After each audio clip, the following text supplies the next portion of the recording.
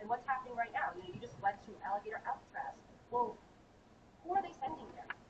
Pedophiles, sex traffickers. Like, when you have someone like Jeffrey Epstein or Diddy, you're not going to necessarily see Diddy or Jeffrey Epstein at the border grabbing migrant children to traffic them. They have foot soldiers. And who are those foot soldiers? Those are the low-level members of the cartels. Those are the lower-level sex traffickers. Those are the people that President Trump is currently rounding up and sending out of this country, sending El Salvador, like, Alligator Alcatraz. These are the kinds of thugs and people that Diddy was operating with.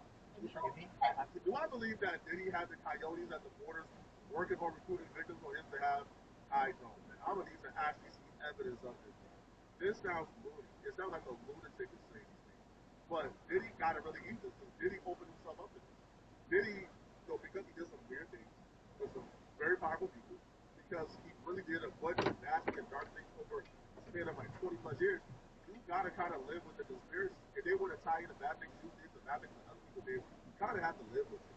But Jay-Z, I don't know what's up with Jay-Z's PR. I don't know who Jay-Z has done what to, but Jay-Z's PR has been lying. Because if you're being tied into stuff like this, alligator, albatross, coyotes, smuggling people in for you to self-gratify with, when you're being linked with people like this, it tells me, hey, something is up. I don't know what it is, but something is up. What it tells me is Jay-Z has been so secretive, it hasn't really been open about the dirt he's done. Now, he may not be guilty of this. For 20. So I'm of the conclusion as of now he's not guilty until I see proof. Right. How do y'all may be angry, but it's my right to say I don't know if Jay-Z did this until I see proof. But she's about to do something against Jay-Z. Jay-Z being secretive about his past, being secretive about his life, hiding certain details of his life. Is this the exit at this point, or? Certain scandals had already. They're not using that against Jay-Z. Because essentially is, if you didn't do these things, if you are innocent of certain things, why not address it? Why are you ignoring it? Kind of like the kid situation, right? Like Ramaj has been coming forward claiming that he's Jay-Z's son. Jay-Z has done everything in his power to avoid taking that DNA test and proving it wrong.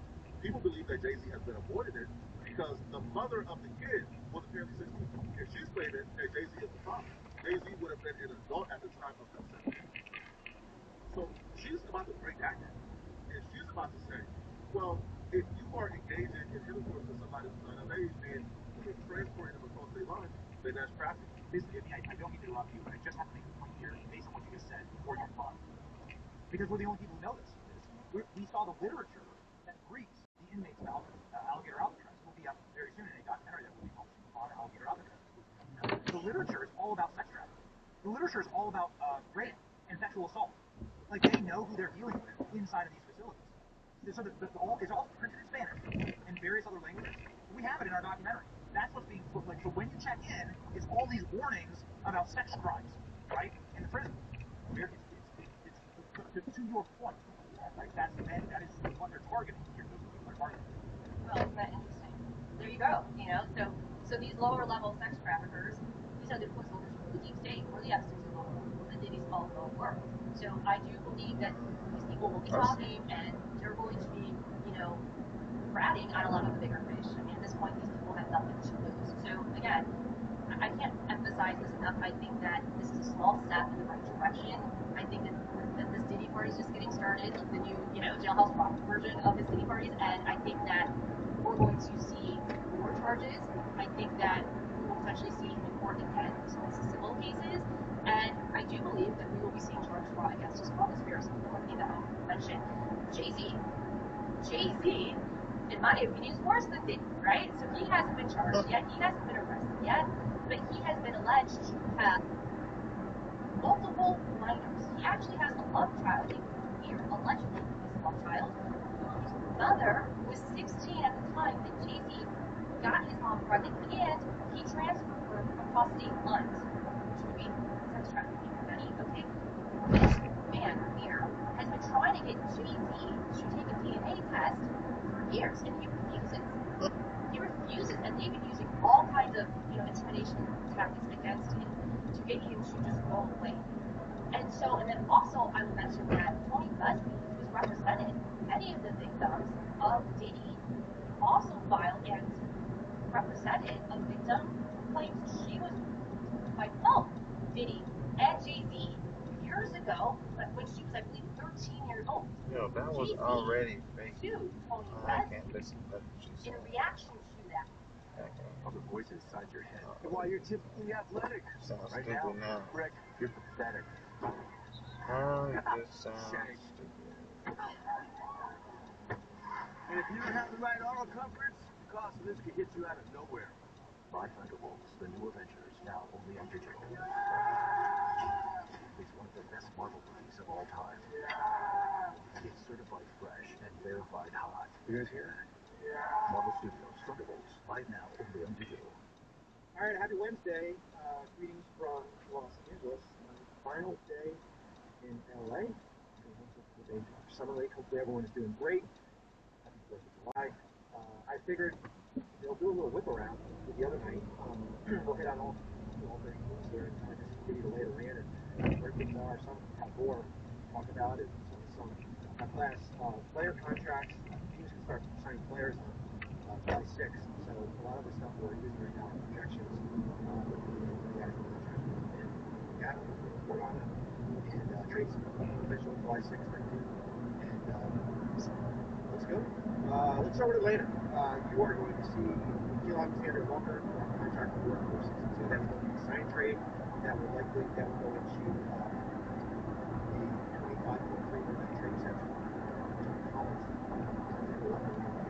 you can argue she's for most of the amount of exception. They are now home cap, but still have the possibility of great going further. Smart business class is actually going there. All about what we see before we talk about how it's exception here. We'll keep putting in slides here. Atlanta for me is one of the big winners. Oh, So far, big asshole right there. not doing but Atlanta has been really good at creativity as far as finding ways to add players. Keep an eye on Trae Young, who is extension eligible. Most is for 2. Boston is interesting because they signed Josh Minot, they signed the rookie Nico Gonzalez. You can sign first-round picks. You can sign two-way guys. You can sign players in the middle right now. They're still more point on those players. You also signed Garza. They don't need a little bit there. So you get back under your about $1,000 below, above, the second acre here. More fairway. Doesn't really impact the season ends. Or basically when we get to the trade deadline, as far as they're so right at it that what they have available as far as the trade perspective, aggregate rules, back to life, technically still apply. Brooklyn, we saw them close to the cap space. Michael Porter Jr., they got 2042, Denver. They got $17 million in cap space available. That includes Cam Thomas's cap hold. Luckily, Thomas wasn't on the roster, $30 million in real estate recently, right after the war. Cam Thomas and the rest of the group, Cam Thomas, restricted free agent, market for him, probably the non-taxable exception. He's got to make a decision exactly what he's to do, where he can sign the ball, certainly Brooklyn, Blasters, say Terrence Mann and Michael Porter Jr. here all. We'll keep an eye on what Brooklyn does for the rest of their cap space here. Charlotte went out and got Spencer Dinwiddie. They got Spencer Dinwiddie and Pat Connaughton. They went up getting this year. The trade for Nietzsche. Second round. Melo always hurts. Remember, in the offseason, he carried 21 players standard contracts here. Very good shape. This is a tool of the roster. They've got a lot of shooting.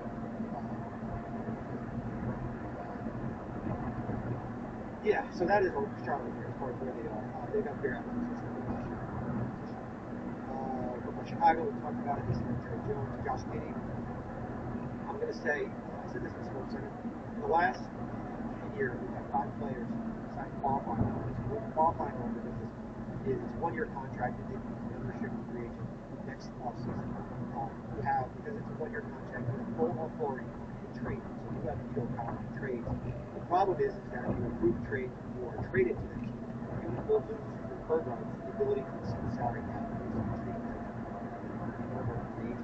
So there is a leverage play with that. It gives that player certain rights to basically play out the season here if they're free agency. We still have programs here. So let's keep an eye on Adrian Josh Giddey in Chicago.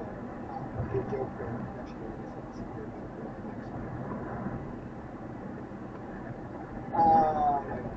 Alonzo, right? Well, Larry Nance. $1 million over the second quarter. Dallas is going to be interesting because there's going to have to be a move here. We talked about D'Angelo Russell, 5.7 triggers the second apron. They're at 206.2. That does not include Dante Exum, who they agreed to on Wednesday. You can't exceed the apron if it's already triggered. Dallas fans know that from this past year. When you added D'Angelo Russell, Dante Exum, who else? Certainly Kyrie, who was signed. Their roster is pretty full. They've got 16 players. They're going to have to trim a contract before all these signings happen here. Look at that hot. Now Takis Fuego meal. Monday spicy chicken topped with crushed Takis chips and Fuego fries inspired by Takis. So Takis fans, you're welcome. And new Takis fans, good luck. For an intense new take on Takis, gotta be Wendy's. It's the Kia Summer Sticker Sales Event. Visit your local Kia dealer and look out for these stickers to take advantage of a great deal. Right now, get 1.9% APR for up to 60 months plus 500 retail bonus cash on specially taxed 2025 Sportage and Sorento vehicles. Denver, another big winner here. It's going to be interesting how the trade is structured with Valanciunas for Sarge. If Denver, and they have a lot of smart people in that front office, they would tie that into like the Porter Jr. trade with Brooklyn, so you're not adding that trigger into Porter Apron. If you did the Sarge or Valanciunas trade straight up, you would have Kirk out of Porter Apron, but you don't necessarily have a second apron restriction. Denver, nice job. Bruce Brown, Tim Hardaway Jr., and Valanciunas. Three quality veterans who have on the roster. Keep an eye on Christian Brown and Pete Watson for extensions. It's hard for me to think that this Denver team is going to be a luxury tax for the year in a row. Detroit will be interesting because we have to see how they've structured some of these contracts.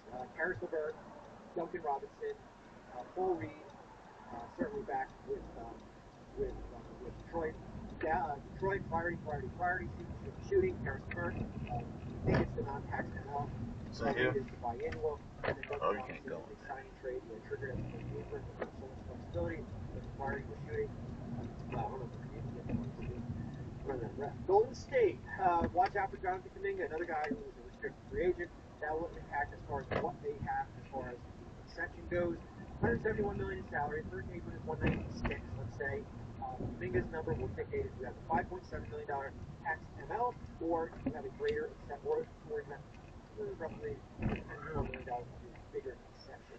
Golden State's in a holding pattern. The market is dry as well as these other restricted free agents here. It's not a market. Houston, we've talked about at length. Dorian Finney-Smith, they're going to be interesting because the Houston Durant trade, which was originally Houston Phoenix, is now going to be a 7-teamer. And all these teams, whether it's going to be Atlanta's going to be involved, Pella's going to Houston in the signing trade, Brooklyn's going to be involved, Minnesota's going to be involved, Alexander Walker, all these teams are going to be involved. It's going to wind up being the biggest trade in NBA history, opposite the Sixers last year. They are one of the big winners of the offseason. They gave it a pay. Oh boy.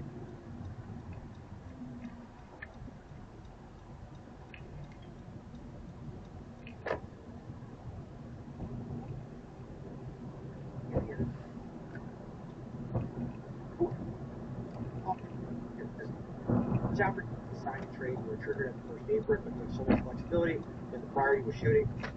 Wow, I don't know if we're going to get on the stage.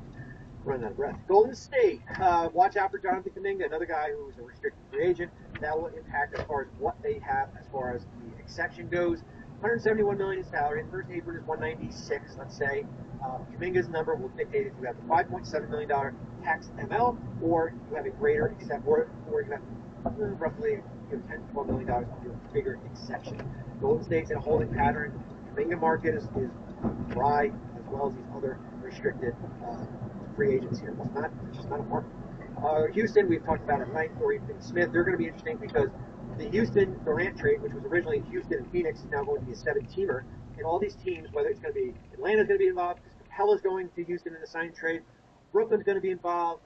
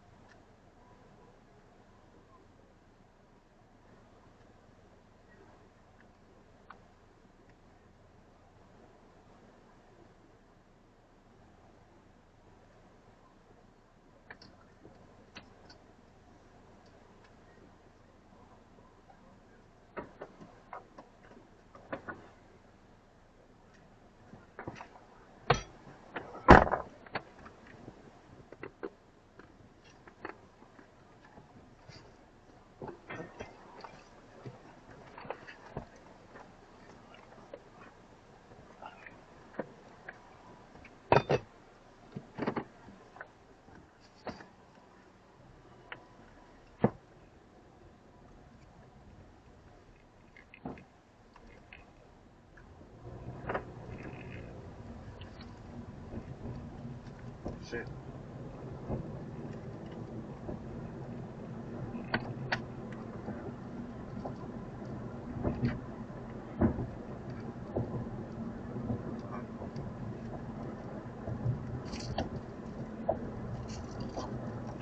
Geppetto is a distraction from the Boston Dynamic robots. Have you seen these guys? Why are we not talking about okay, for those who don't know, a couple years back, Boston Dynamics, they created robots. They created one called Big Dog, which is a diversionary tactic. They were like, he's a doggy. He's just a guy. It's not a dog. It is a horse with no neck or head. It is terrifying. It has joints that are like on backwards, like Cloverfield. It's this tall. You can't kick it over. It just corrects it. It's so scary. It's a Babadook kind of. It's awful. And we were like, we don't like Big Dog. Big Dog's scary. And they're like, okay, we'll put him up on 2 legs. We'll give him a fucking head. You know, maybe a gun. And we were like, oh, you made a man. You made a scary man. They have this fucked up commercial that they do. I hate it. Okay, so they have a contractor working, and then he hits a button, and this robot comes in and gives him lumber. I hate this. I used to be a contractor. The only little guys we need on a job site are, say it with me, Mexican day laborers. Yes. They are the best, especially in New York. I drive my truck to Home Depot, kick open the door, they pile in. I have to be like, only the young ones, only the young ones. Oh, I love them. I don't speak any Spanish, and we are laughing the whole way. When people ask me, when they're like, oh, you do carpentry? Like Jesus? I'm like, more like Jesus, if I'm being honest with you. Then they make a video. First of all, they make a fleet of these robots. They give them guns. And then they're like, don't worry about it. We'll show you this. Watch this. They won't shoot human beings, okay? And then they send in all these army dudes to go in and, fuck with these robots. They're pushing it. They're bullying it. They're basically calling these guys fags, right? It's crazy. And they're like, see, they're not shooting the men. They're shooting at the targets. I was like, you need to send in a woman. If we want to figure out if we can make a masculine force turn against all of society, send in a woman. We are experts. I can make a man hit me in the face with one laugh. One laugh. Ready? I'm going to do it. This is it, okay? That's just air. That was just air, dude. That's all it takes. I think that's how witches got started. I think some dude in the 1400s pulled a stick out and was like, what do you think? And she was like, and he was like, burn! You want to see if they'll turn against us? You've got to send my sister there. I'm going to do an impression of her, and I apologize in advance, okay? This is my sister. Send her into the army base. Okay, ready? Okay. I don't know how you live in your house, Jordan. I have no idea. That's none of my business. This is really good. It's none of my concern, okay? But in this house where we live, call me crazy. But when we open a bread bag, we actually close it when we're done. We're done. Anyway, that's how I feel about that. I don't know how to start talking about that. Thanks.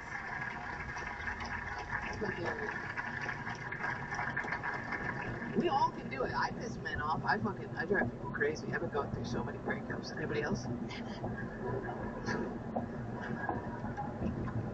I go through a lot of breakups. I'm really difficult to date. I'm a pain in the ass. It's not going to balance there. We didn't think that through. I'm gonna close it. Okay, you're gonna be water girl. Just chuck that at me whenever you need it, would you? I'm gonna go like this. I'm not kidding. They're laughing, but I'm being serious. You're gonna chuck it right here. If you fuck up, I'm gonna hurt you like my mother hurts me. Okay. It's okay. You'll never be her son, and she's upset about it. All right.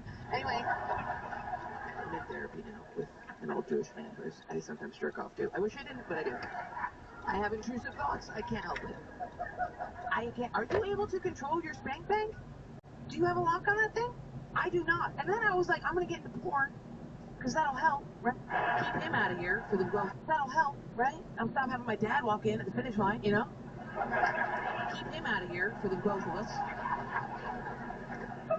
But then I just started going down horrifying porn holes. Are you guys looking up problematic porn? Nobody tells me. I ask my friends, I'm like, are you guys looking up? You ladies looking up problematic porn? They're like, all porn is problematic. Or no, it's problematic. I was like, no, it's not what I'm talking about. One of my friends she goes, you know what porn would make me come? Really make me come the hardest is if there was a porn where the man was just apologizing to the woman. I was like, I am literally out here Googling angry grandpa seeks revenge, okay? Help me. I am in the worst shit. I keep looking up, you know what I like? Okay, well, backstory. So, a few years ago, I had sex with my stepbrother. We're not related by blood. We're not related by blood. Blah, blah, blah, blah. My mom married his mom. They're lesbians. That's worse. At least we're going to heaven, right? Hello. When your moms are fucking sucking each other's muffs in the other room, you're like, this is a pervert house. This is a pervert house. All bets are off. We're fucking, dude. I don't know you guys leaving that. Your parents would leave making eye contact, you know, holding hands. They would leave with wet lips. You're like, oh, don't touch the cabinets. Gross.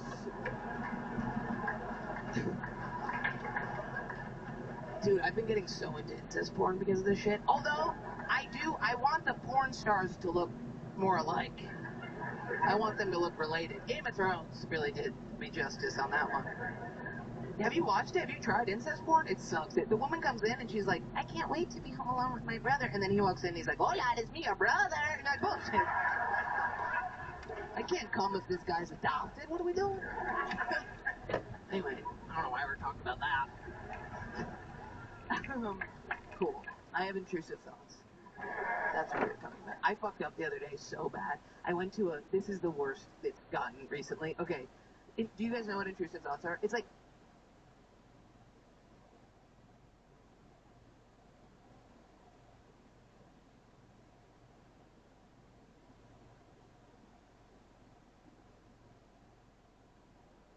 coupled with OCD. I have pretty bad OCD. I'm treated for it now. I'm on Prozac. I'm dissociated right now. It's pretty great. I could stick my hand in a blender. I'd feel nothing. I also can't come. That's a problem. You can't come on Prozac.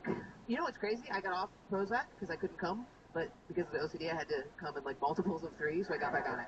Anyway, I'm getting off Adderall, so I'm losing my train. Are you guys suffering from the shortage? I don't have to worry about no respect from the. Listen to me. I'm trying to tell you. I tell you what to do. Your hours. Listen. I was before I did this. I was a poker dealer. Yeah. I dealt poker for 9 years. You know. Teaching me how to play. Man, I'm cold, man. I'm cold, man. I'm cold. I've been wanting to get into it, but I don't want to lose. But then I'm like, I play for a suit. Yeah. Listen. So I would say, if you want to learn how to play poker, go play the free roll tournaments first. Basically, yeah, you can play on the apps. Like, you can play on the apps first, play the free poker on there, and just, you know, don't put no money. You don't have to put no money on there. It's just straight free. You can learn the concept of it. Then you can go play in. You can play in person, and play in person. They have free tournaments. Basically, where it's like, depending on the place you go to, you have to pay like $10 to get in the place, and then the tournament is free, or maybe $10, $20 max. You know, and then you just play the free tournament, and you kind of just get the feel, and you just learn. The biggest thing about poker is you as a person.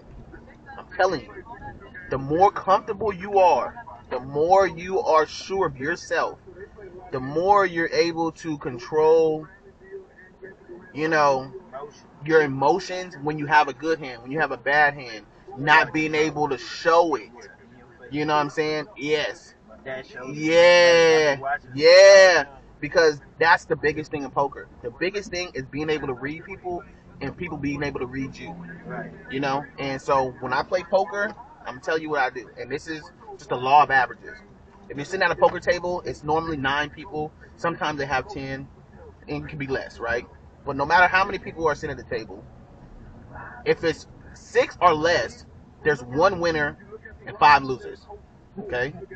If there's more than 6, there's 2 winners and 7 losers. I'm just telling you. There's always going to be 2 guys on a table, no matter what table you. Sometimes you can find a really tough table, and it's very rare. But there's going to be 2 guys on a table that we call fish. Okay? And it's basically guys that are not playing to win. They're just playing to play. They got a little money. They coming out there. They coming out to drink a little bit, and they coming to play. Those are the guys you take advantage of. And if you sit back and you watch the game, take advantage of them. Oh, okay. So you sit back and you watch the game. You watch the players. You find out who these guys are. And then you find out who the serious people are. And you stay out of hands with those guys. You don't get in hands with those guys. You find the guys that, like, when somebody raises, they fold. You know what I mean? Or somebody that, doesn't really have a good hand. You seen that they were like chasing like straight draws and flush draws and stuff like that. You can see hands. They'll show you hands. Me personally, I don't show hands unless I have to. Right. Even if I beat you and I get you to fold and I win a hand, I won't show you what I had. I don't want you to know. I don't want you to get any information, no read on me, no nothing. You know what I mean? Most people do show their hands. Exactly. I don't want you to see nothing. People will be like, "What you had? What you had?" 2 cards. 2 cards. I had the winning hand. That's what I'll tell them.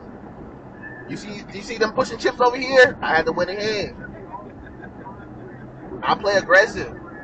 I use my stack. I don't buy in for like little amounts. I look at the table. I see the average stack maybe like 200 or 300. I want to match the biggest stack, or I want to get right below the biggest stack. So I want him to know, if you get in the hand with me, I'll take your chips. I don't want him to think I can take a piece of his chips. I want him to believe that I can filch you. I can take all of them, or most of them. So be careful if you get in the hand with me. If you keep buying for a little bit, guys will kind of pick at you and kind of like whittle your stack down. If you buy it for $100, they'll try to take $10 from you, $15 from you, $20, like little at a time. Then you look down and you only got $40 left. You're like, where did my money go? Well, they've been taking it from you $7 at a time, $8, $12. They already know what they're doing. But if you got the stack, say I buy in for 500 or 1,000, and somebody makes it 12, they raise it to 15, and I want to play, I'm not calling 15. I'm raising it to 75. Let me see how good your hand is. And if you don't want to play, I'm gonna scoop those up.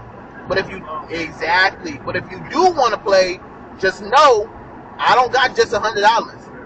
I got $1,000 behind me.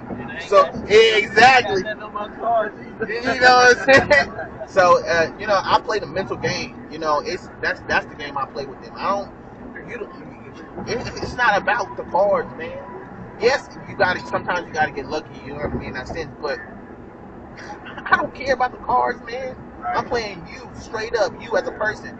I did door-to-door sales, man, for 4 years.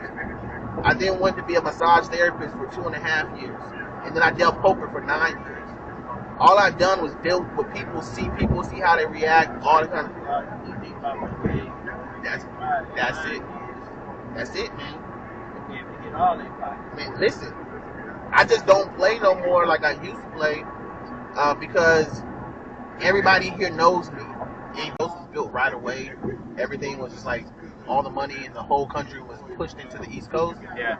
And then even California was built out before Texas was built out, before Houston. And so it's crazy. It's amazing to watch like cities. I like to go back and look because you just see the finished product and you just like, okay, this is a good city, but where did it start? And you go back and see where it started. You know the story of why. Yeah, man. And then people were here. That's what's amazing to me, is that people that are still here. They're in their like 80s, 70s, 80s, and they've seen this city grow from one lane high, one lane streets, and now they're like, wow. Oh, yeah. And then when we get old, we're gonna be I'd be kind of pissed. I was an old person, like, back in my days. We didn't, yeah. That's exactly how, I don't know if you're like a sports fan, but that's how a lot of the sports, like the old sports players are. Yeah. They see these guys like now, like making $50-60 million a year. Made a fraction of that. And they're like, dude, we used to get like basketball players, we used to get clothesline going to the basket, and we were getting paid less than $1 million a year. Yeah. You know what I mean? Like, had it harder and you got paid less. Yeah. That's how people look at it. Yeah, I'm from. I grew up in Bastrop, which is like just east of Austin. Gotcha. And oh wow, that is crazy, growth. Yeah, and when I grew up, there was like a population of like 5 or 6,000 or something. Yeah. And now I don't know. I don't know what it is, but I bet it's like 30K. Wow. Like, that area, the whole Austin area. I mean, like Bastrop's half an hour outside of Austin. But still, that's like, you look at the little towns around Houston, that's all the little places around Houston. We're, you know, the airport is about that distance. Yeah, Houston, yeah, it's like, yeah. So Yeah. it's grown up, and I had that kind of feeling. I feel like an old head. I'm like, when I grew up here in this town, you know, Yeah. we just got the Chili's. So I'm like, Yes, other people is like, it's not the same anymore. And I'm fucking 30 years old, bro. And I still feel like. And the youngsters, I'm telling you, I don't know what it is nowadays, but nowadays the youngsters are making people that are 25 feel old. Yeah. You know, like yeah, with social media and shit, right? Yeah. Yes, it's like it's 25, 26, and if you say anything like we didn't have this or we didn't have that, they're like, oh, you're old. Yeah. Exactly. I'm like, bro, no, technology just moved like crazy in the last 5 years. Yeah. Like in the last 5 to 10 years, it's just 12 years old already have cell phones. It's a different world, man. Yeah, man. Different, you know. It's crazy. You know, and the shitty thing is, you have to keep up with Jones's type of thing. It's like, you gotta let them have their phone because they're in public go to school. All their friends have it. That's the main they're thing. They're behind, socially, and then like also, you know. And they're not. What I do for work, I'm in sales, so like I do a bunch of just like on the fly like research. Gotcha. You gotta have your phone. Gotcha. So it's not only like social. It's like you gotta have those skills to like move along in the world. Yes, sir. Yes, but sir. it's just like, that's why, you know, I haven't looked into all this, but I'm sure like you could just go on there and block a bunch of shit. Where they can't be on like games all day while they're. They have like kid phones where it's like only like certain like basically where it's just so you can call to your parents and like that. They have phones like that. Then you can just get them a regular phone, but you can literally block everything. You can put a screen time on their phone, like where you can like set it to they can only have a certain amount of screen time, and after that the phone is unusable. You know, like as far as games and stuff like that. Yeah. They have like you can set up to where it's YouTube Kids, where only kid content they can use. You know what I mean? They can't go onto regular YouTube or anything. So yeah, there's ways to do it, but at the same time, it's like you gotta watch it. You know, it's no different than us with the computer. Like, you know, like you had to watch us with like a desktop computer when we were kids. Yeah. But now the desktop computer used to be like in the family room where everybody, so everybody would get, we couldn't be on the landline. I'll be sitting there on the internet. My mom's like, I gotta call so and so I just log off. I just be playing pinball on the PC. I play solitaire like crazy. Minesweeper. Huge, bro. Like big game with super game, man. Super game, man. I grew up. We didn't have caller ID. When caller ID came out, it was like a huge thing. Like I would tell people, like you ignore calls now. You couldn't do that 20 years ago. Yeah. Like exactly. Ignoring a call. They'd be like, hey, pick up, bitch. I know you're there. Pick up. Hit the answering machine. They're just talking out loud to you. Pick up. Yeah, man. Now these kids, they just call you old head and be like, bro, it's something. If they even call you at all, it's just on text. Yeah. I'm that way. I'm not gonna lie. I've adapted. I'm a text person. It's easier. It's like I said, I work basically remote and work from my phone. So I'm like, quick email, quick text. Money thing, but it's also just stress and like work-life balance and stress. It's like, okay, well, I did pretty good last month, but I think I'm gonna take it easy this month. But you go and talk to the boss and like, hey man, we need to do more business. Yeah. No, it's I'm never ahead of pace. I'm trying to take it. It was never like, enough. Fuck that.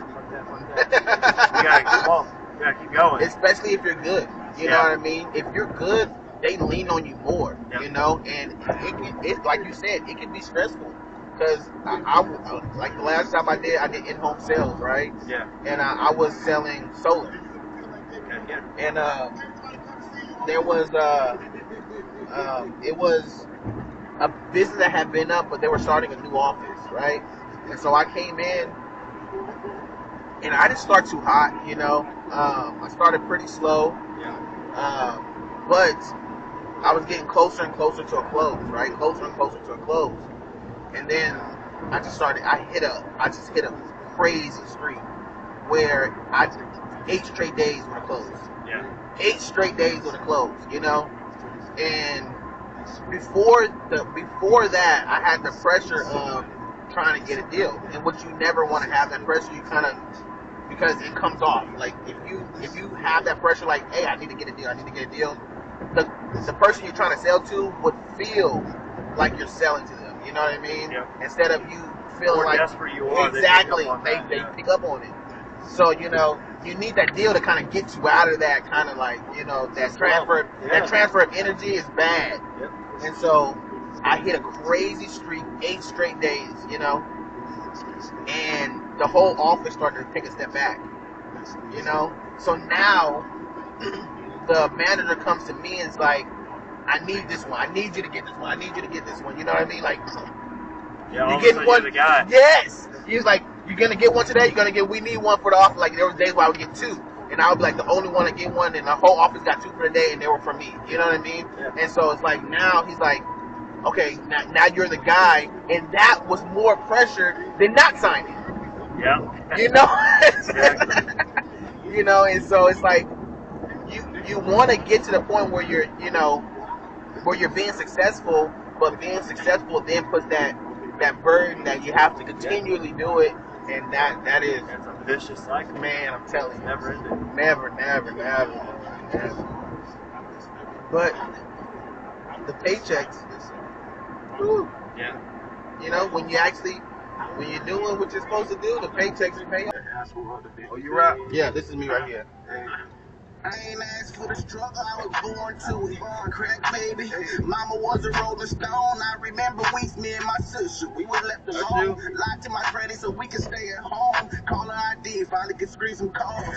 Then I gave my granny hell, smart kid with no direction. Bad decision after bad decision. Interceptions in the 4th quarter on the goal line. Man, Carol know he should've gave that ball to Marshawn. Uncle turned to daddy cause shit he had to. Taught me hustle over everything cause shit he had to. I remember he caught that weed case in Palo Alto. My arm was out of mind, but I was there saying I got you. And I ain't blow up yet, but shit, I'm about to.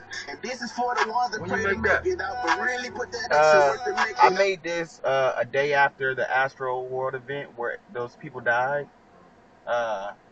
Literally a day after. That's why it's titled November 6th, because that was the day that they that event happened where there was like Travis Scott concert.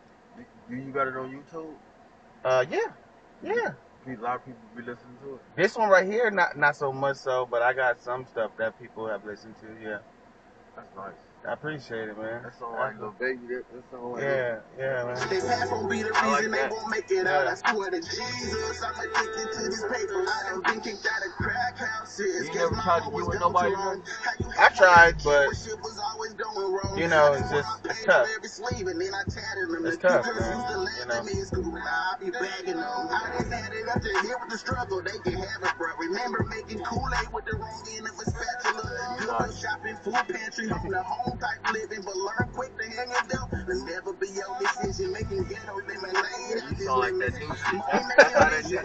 I ain't gonna lie to you, bro. That's how that new shit sound. Hey, appreciate you, man. You want to check me? Like, you got your YouTube with us? You got YouTube on your phone? No, okay, I got you. But this, yeah, man,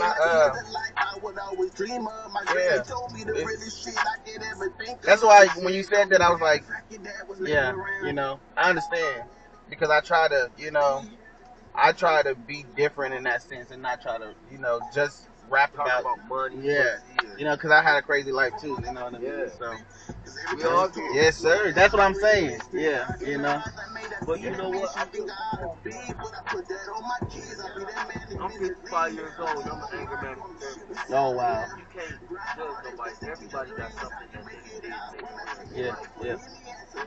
I don't care if it's cold. There you go, man. Fact. That's fact. Yeah. You too, man. You have a good one. Always, man. They said you sound like little baby in there. Man, I got good music, bro. I do, man. I believe I got good music, but it takes more than good music.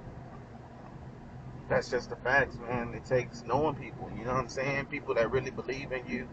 People that's going, that's got a foot in the right spot. That's going, it takes more than just. I mean, it's for a lot of people that got good music, but it's tough, bro. It's tough. It's tough, tough, tough, tough, tough.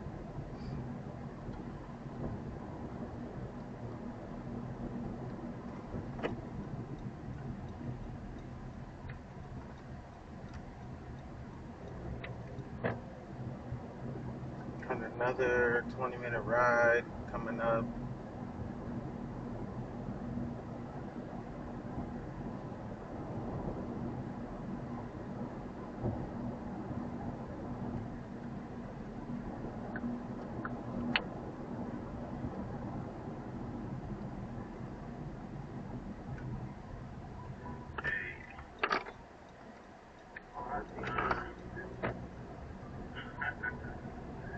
Who's on a whole nother level? Sometimes you gotta laugh at the pain, you feel me? I think everybody lost at the ass for other thing, you feel me? I ain't asked for the struggle, I was born to it. Crack baby, mama was a rolling stone. I remember weeks me and my sister, we was left at home. Lied to my granny so we could stay at home. Call ID, finally could screen some calls. Man, I gave my granny hell. Smart kid with no direction. Bad decision after bad decision. Interceptions in the fourth quarter on the goal line. My Carol know he should have gave that ball to Marshawn. Uncle turned to daddy cause shit he had to. Taught me hustle low. That's what they say for the women. Oh, she must have got that double barrel shot, that birth control, you know. But I don't know. He said that he wasn't. He had him on the he totally turned down the rumors of being an Olympic. And he said he's working out. And he said he's the heaviest he's ever been in his life. You know? Yeah, but he won't get married. He can't put up. He won't get married. Yeah, he's married. He married? I believe he is married. No, he might be. Because he's the first time in his life, so they got married. It may be. Do you think Hollywood, if this what women just want to do, or they're afraid, societal afraid to do this? I think a lot of people are not happy with their bodies, and there is a way that you can change it, you know. And at first, it really wasn't important to a lot of people, but now it is. But you can make payments, your surgery and everything. And I used to joke about it, but you know what? If there is something seriously wrong with you to you, and now you have all of these resources to fix it, you know, come on, go to it. I just wish women would do it. Like all these PFS. I know girls that go and get lipo twice a year. Yes, Like that, that's crazy. I ain't working out. When I was like working out, I can call back. I can also die too.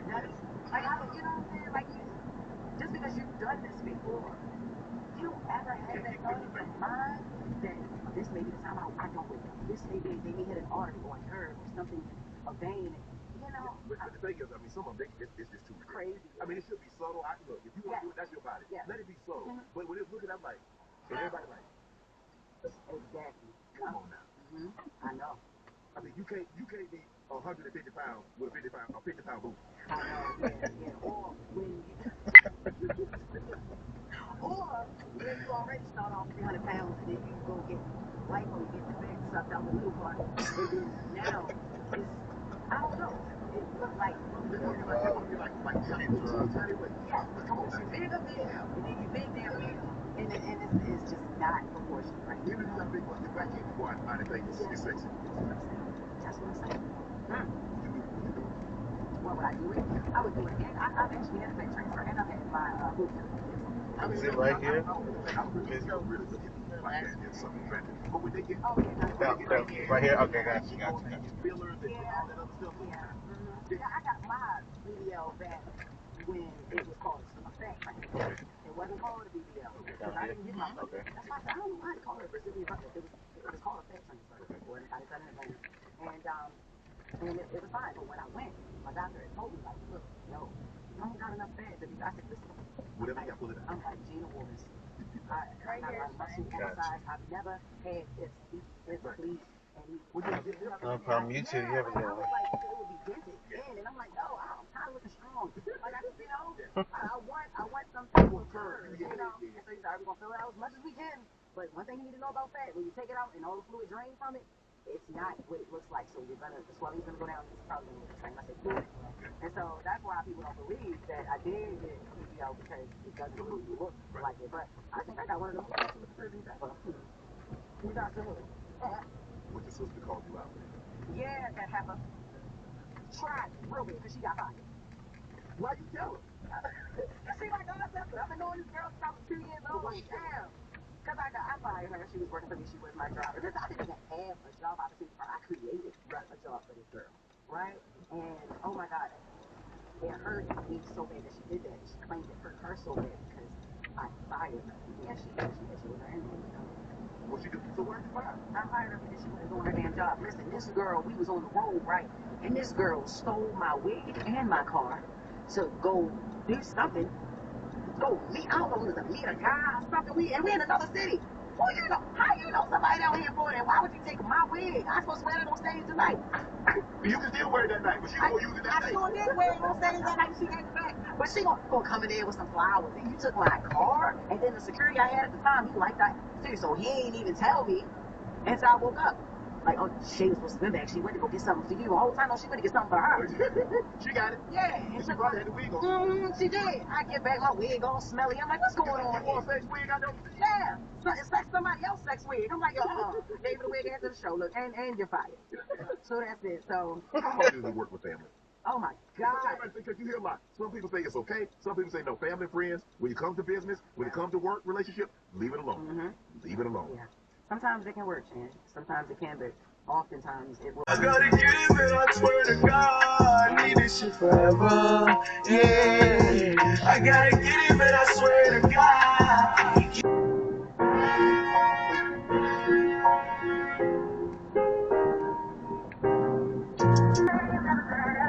Yeah. Styling though. If you make them feel like they not they ain't know you, but it feel like a friend gave them a ride, you know? You're right. Exactly. You're right. And I'm appreciative of that. Yeah, like these guys is worse than some bus drivers. You know what I mean? Like, Man, you know. my daughter got into it with bus drivers. Wait. She left my 5-year-old grandbaby on the bus. Oh my God. Wait, she fell asleep. And so the winch pulled off. My daughter got in the car and drove behind the bus and was following us. Oh Give me my goddamn phone, that bus. Wow, out here? This is in Louisiana. Oh, okay. So lady started cursing. Said, you need to tell her don't go to sleep on the damn bus. Get your goddamn child off the bus. Wow. And don't ride my bus anymore. Oh, my daughter went on the news and got her. On the news, bro. Oh my goodness. Yeah, I'm telling you. I told that woman, if I was down there, I would have beat the hell out of you. I would go to jail, but I would have beat the hell out of you if I didn't get on this goddamn bus. I tried Then to. they follow her. The only way he stopped to a red light. And they start banging on the damn door. They start banging on the door. Give me my baby off that damn bus. I don't blame her. I do not blame her. Yeah, I'm telling you. That woman was cursing my y'all got to go to goddamn sleep. She's 5 years old, stupid hoe.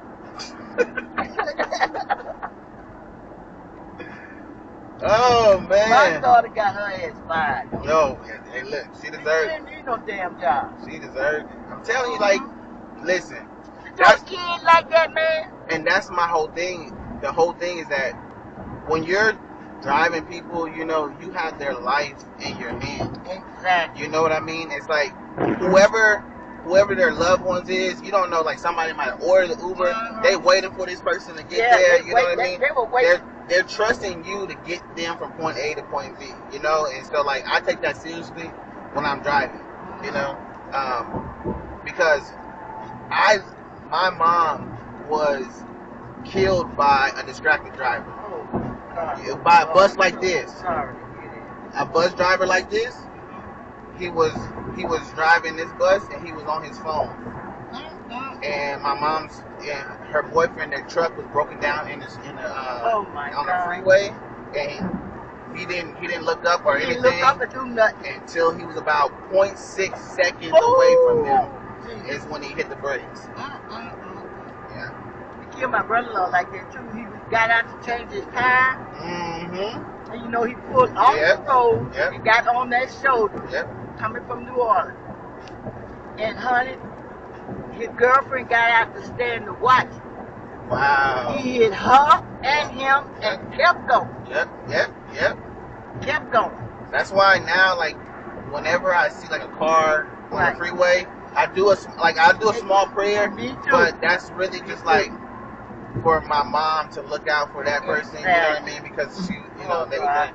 But it's crazy because even before that happened for my mom, because like I was the type of person that if I seen somebody, I would want to slow it. I would want to help. Yeah. But the world started getting real crazy. So you couldn't do that no more.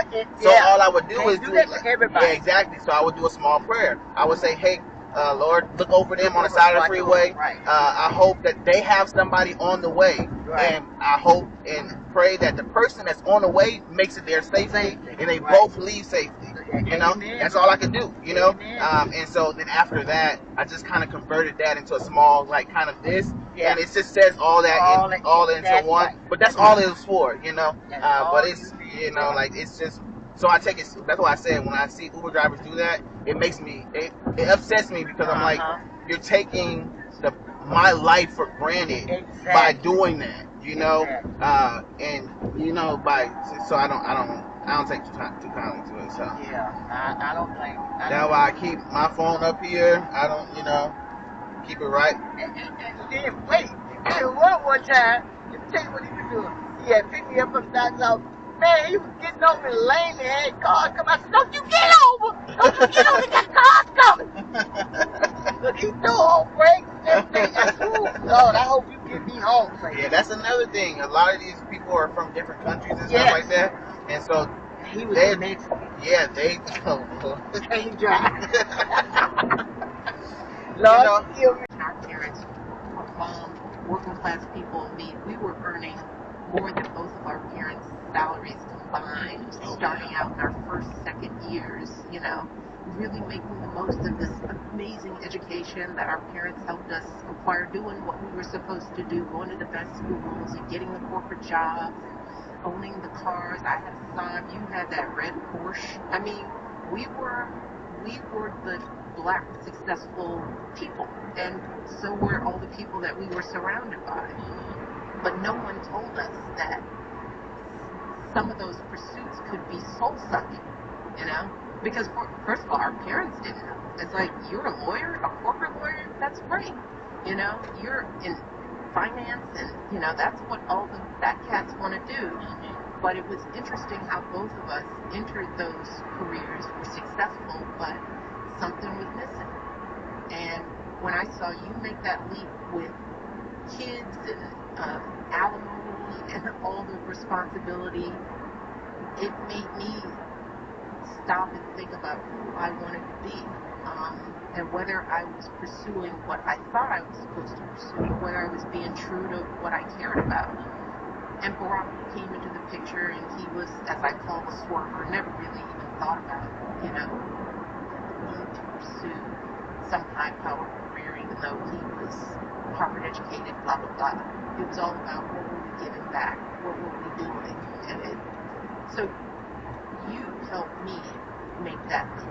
And it's a scary leap to walk away with debt, because we still have student loan debt, and walk away from guaranteed money and basically start over in brand new careers. But that's the beauty of having a big brother who's paving the way. And, you know, in more recent times, I mean, it feels like I can call and talk to you about anything. I mean, you know, we talk about the kids. Now, see, I have the younger kids now, so now? You're on marriage number 2. I'm on marriage number 2, and I'm a charter member of the ODC, the Old Dads Club. Yeah. And although you look good. I do. But, you know, just being able to call you up and have an opportunity to gain from your wisdom, it's just really, now that I got him. It's nice. It's nice. Well, I couldn't have gotten through 8 years in the White House without my big brother. And that's another sort of unusual aspect to our lives, our relationship, was this whole, you know, being married to the President of the United States thing. Yeah. that none of us kind of banked on. I mean, we knew Barack was smart and, you know, ambitious, but, you know, I think, but you talked me into supporting his run. I did. And he was smart enough to know that he needed to come to you and sell you on the idea.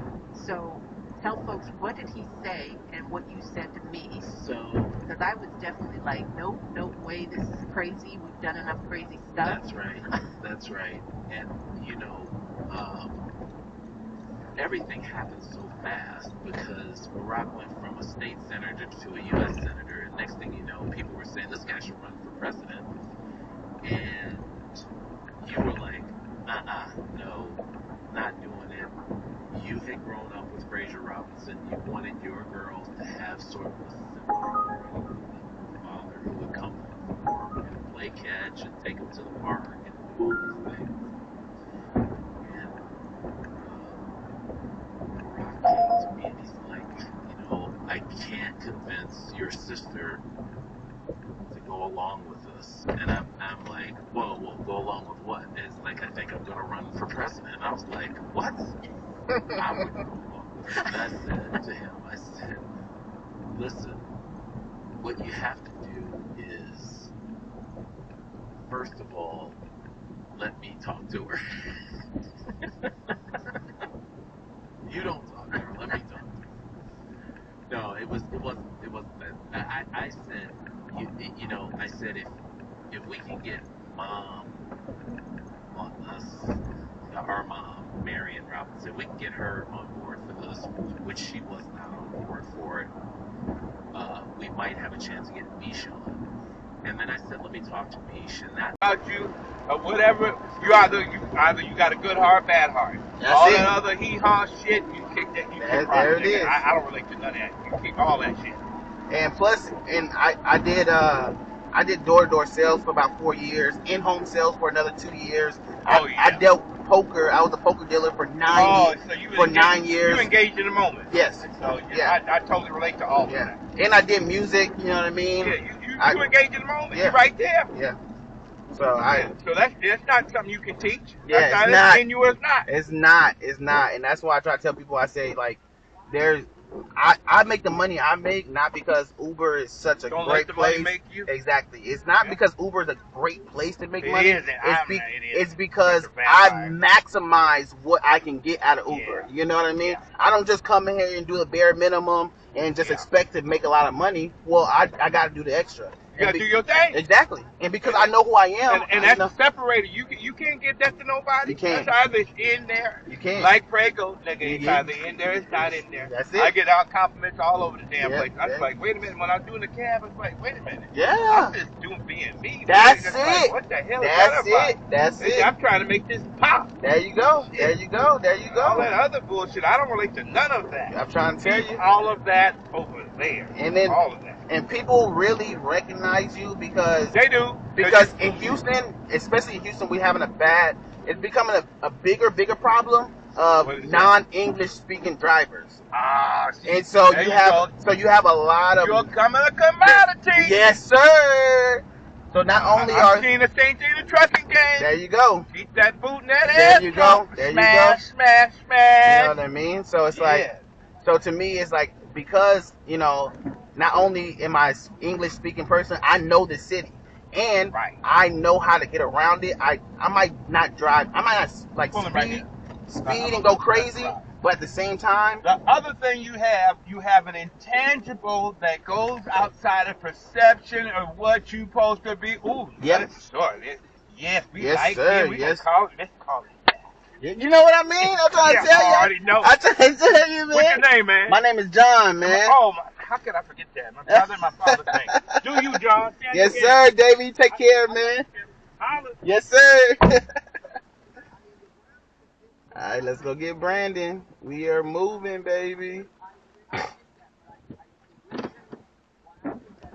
Fort John, delete. Yep.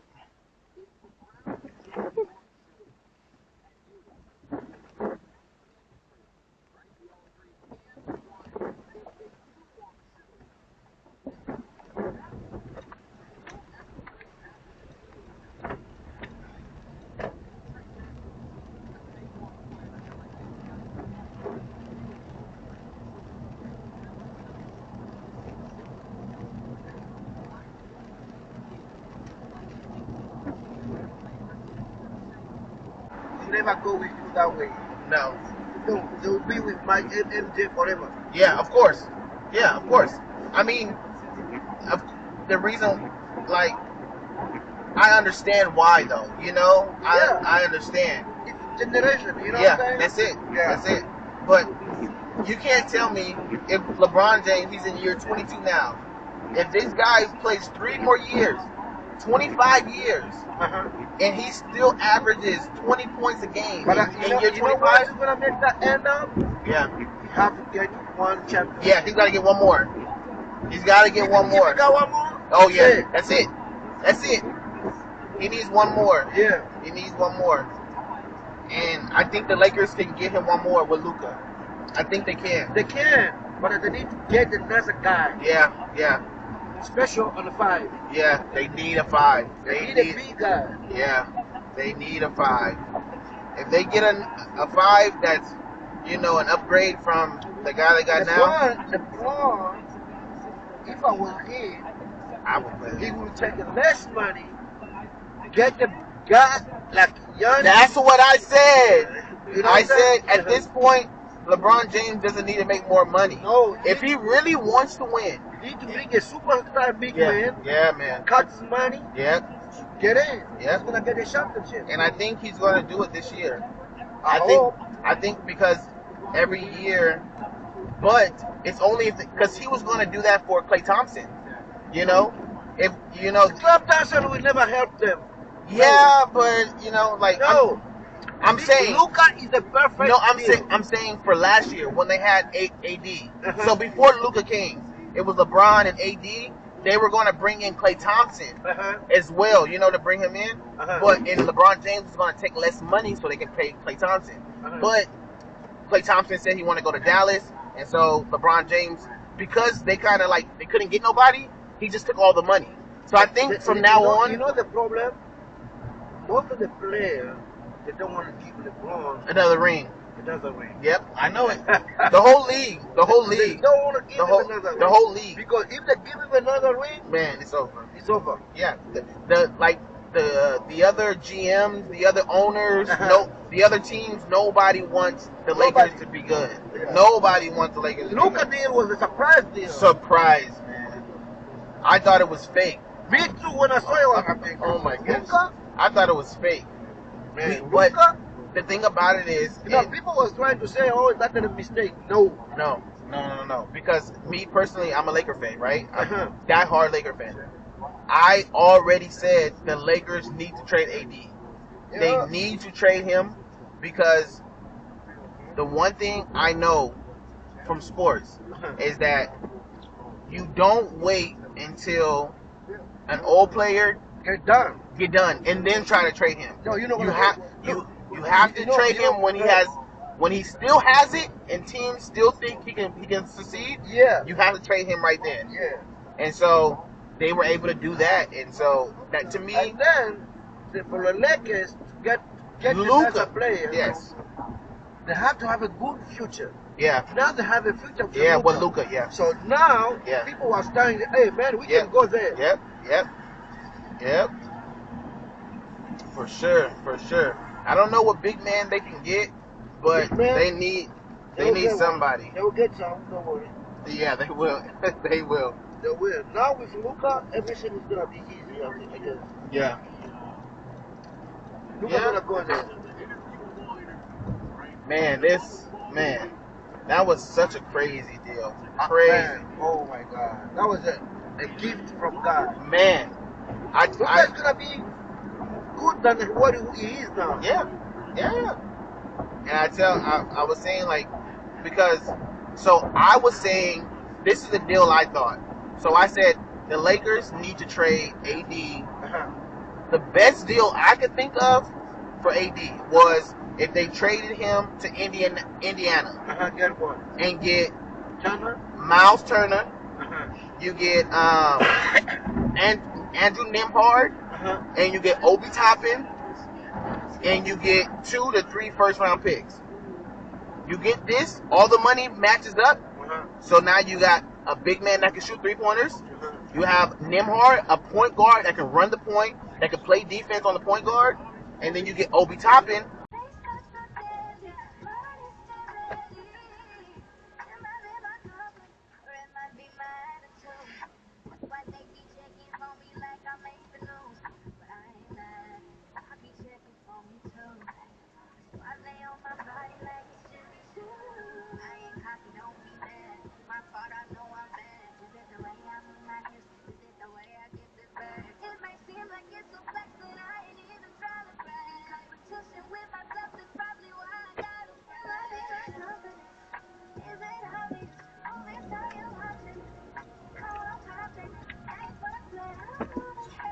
I mean, you driving like 2 miles per hour and then want to rush when you get to the light.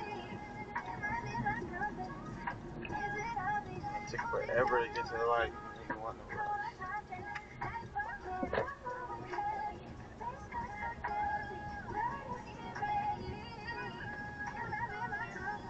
The right or the left? No, here. Oh, okay. Oh, okay, gotcha. You have a, you too.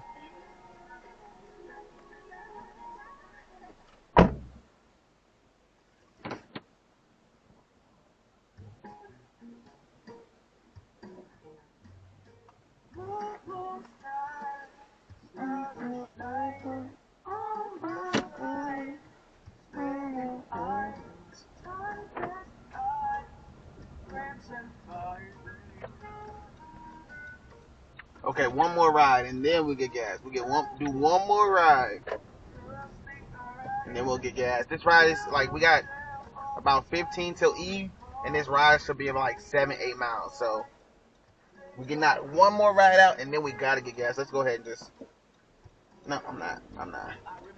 I'm gonna just. If I get another ride, then they just gonna have to wait for me to get gas. It's not gonna take me long. I'm not gonna. That's why I say I might just get $5 or something just to make it like really quick and keep going. But we'll see.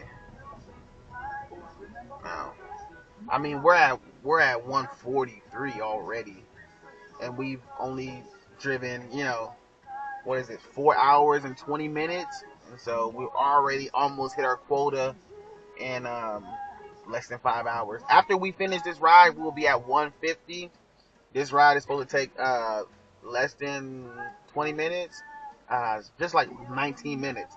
So we do this ride, we'll be at 150 in about 4 hours and 45 minutes. So yeah, we're on pace for $30 an hour.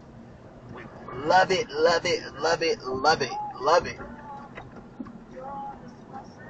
Great Monday.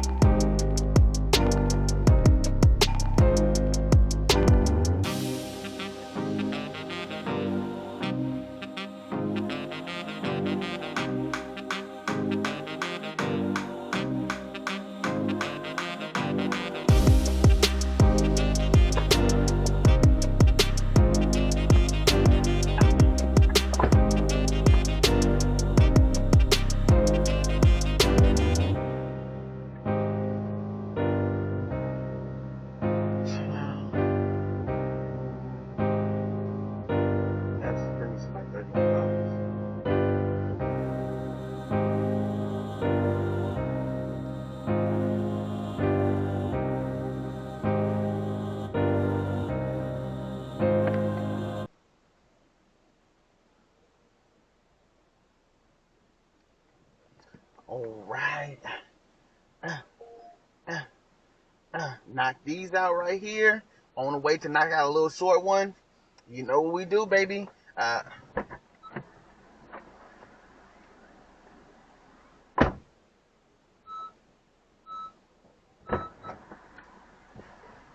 So we knocked out that short ride real quick. We on the way to another one. We're going to pretty much knock that one out before 10:25. So we'll be at 5 hours in.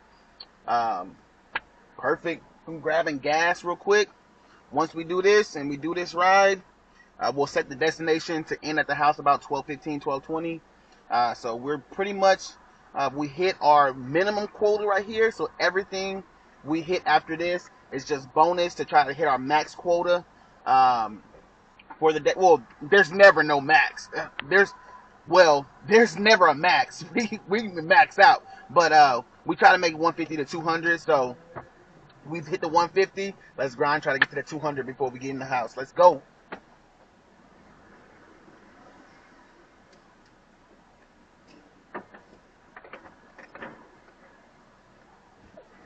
Quick $10 in gas. We did a little quick $10 because the person's waiting on us right now. I normally try not to stop and get gas when I have a ride,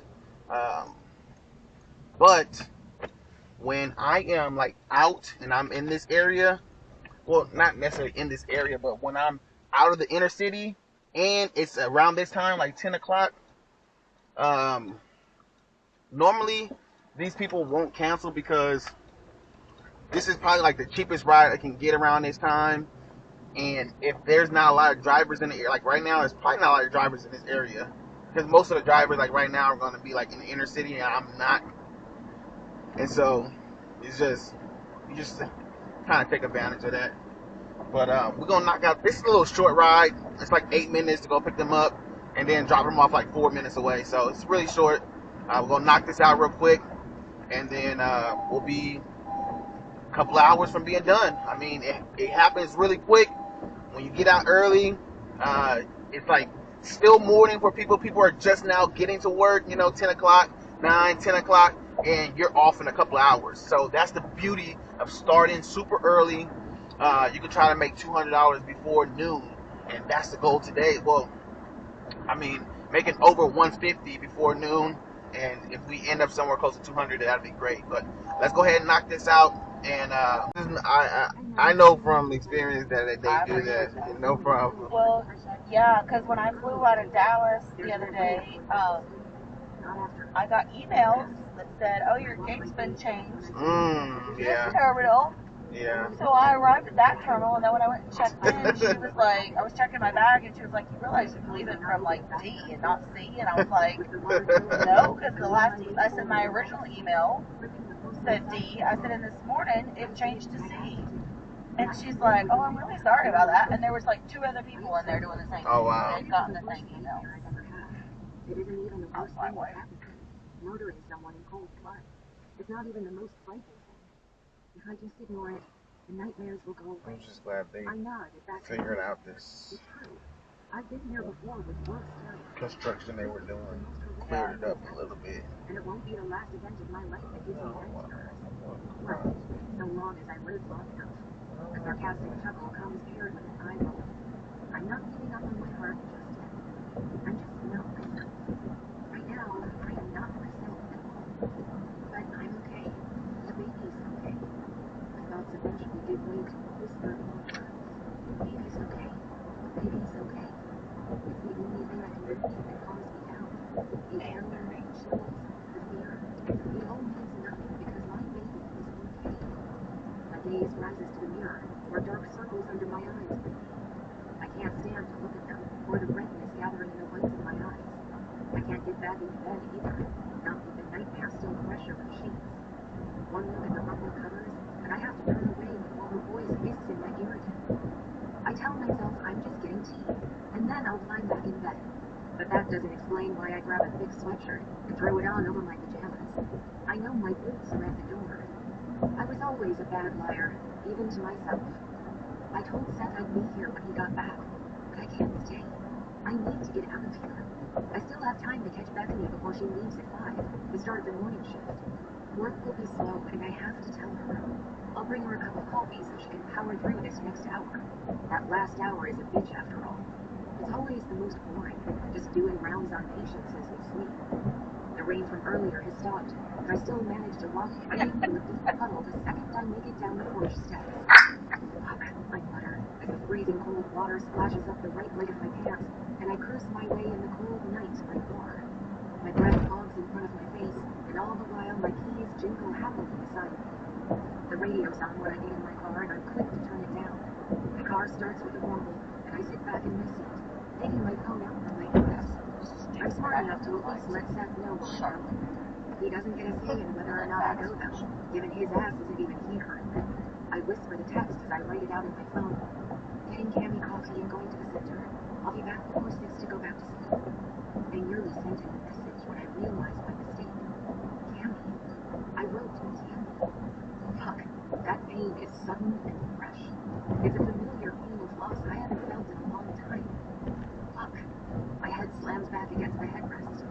I could tell myself I'm just tired, but that's not all this is. I miss her. I miss her so damn much with everything happening. Cammy would know what to do, and how to tell Seth the truth. Damn, it hurts, and forces more tears to well up in my eyes. I wish Cammy were here.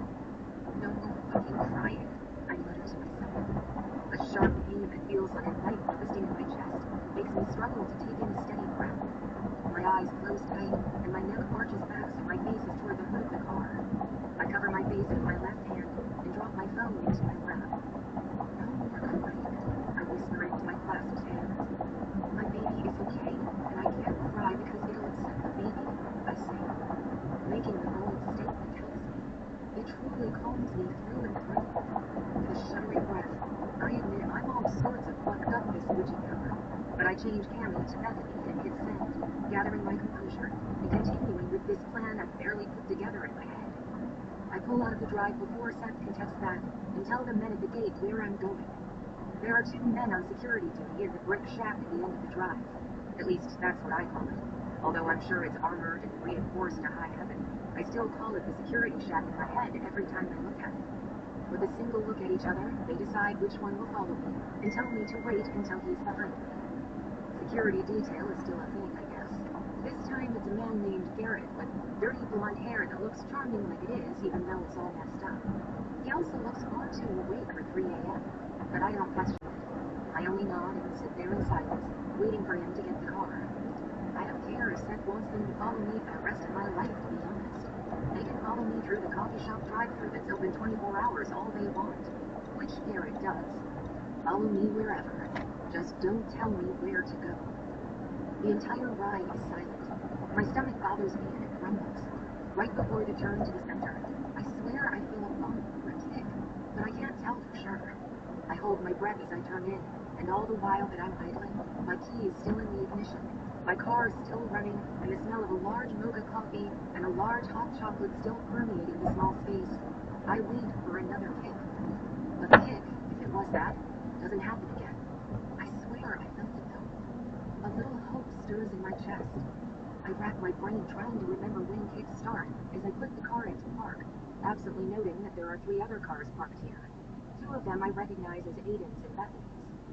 Kicks start up earlier for some women, like within 2 months.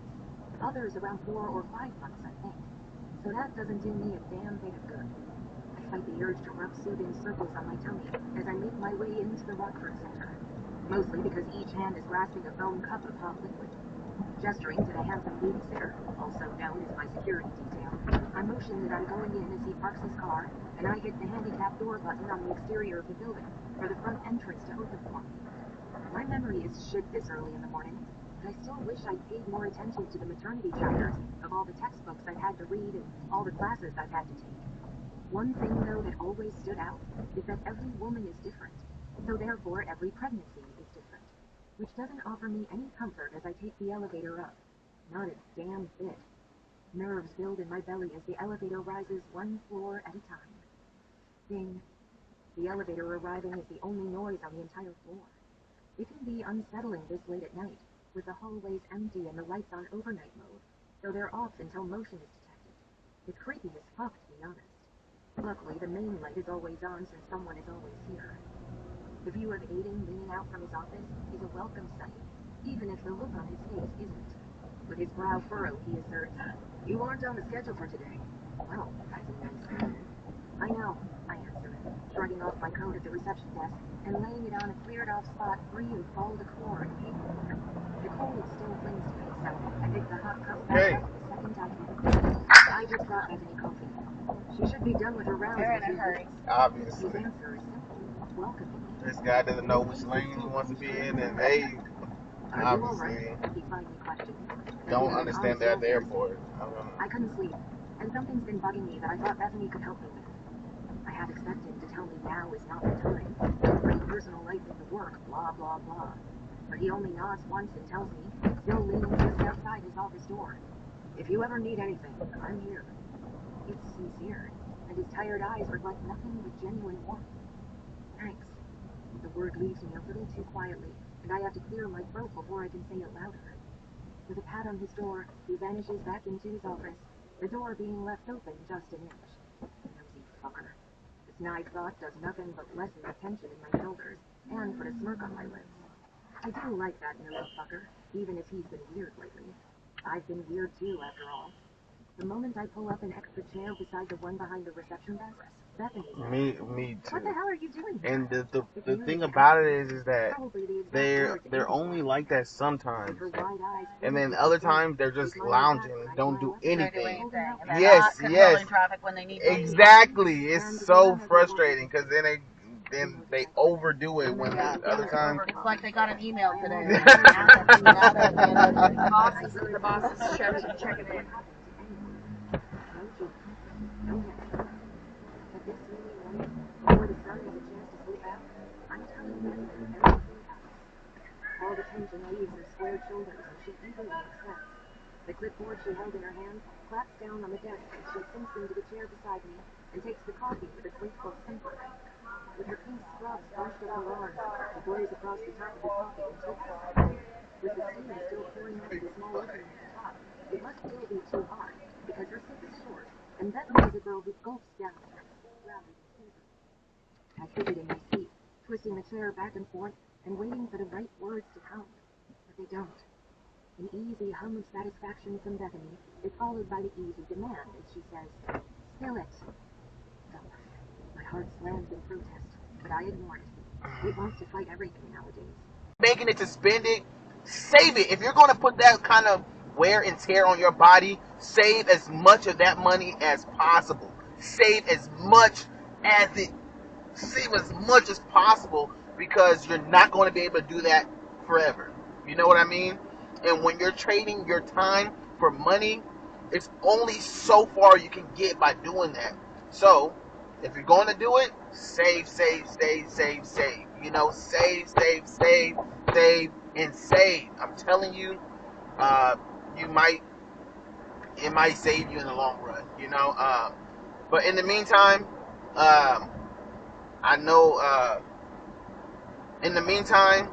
this is our total hours driven right here for today. Great.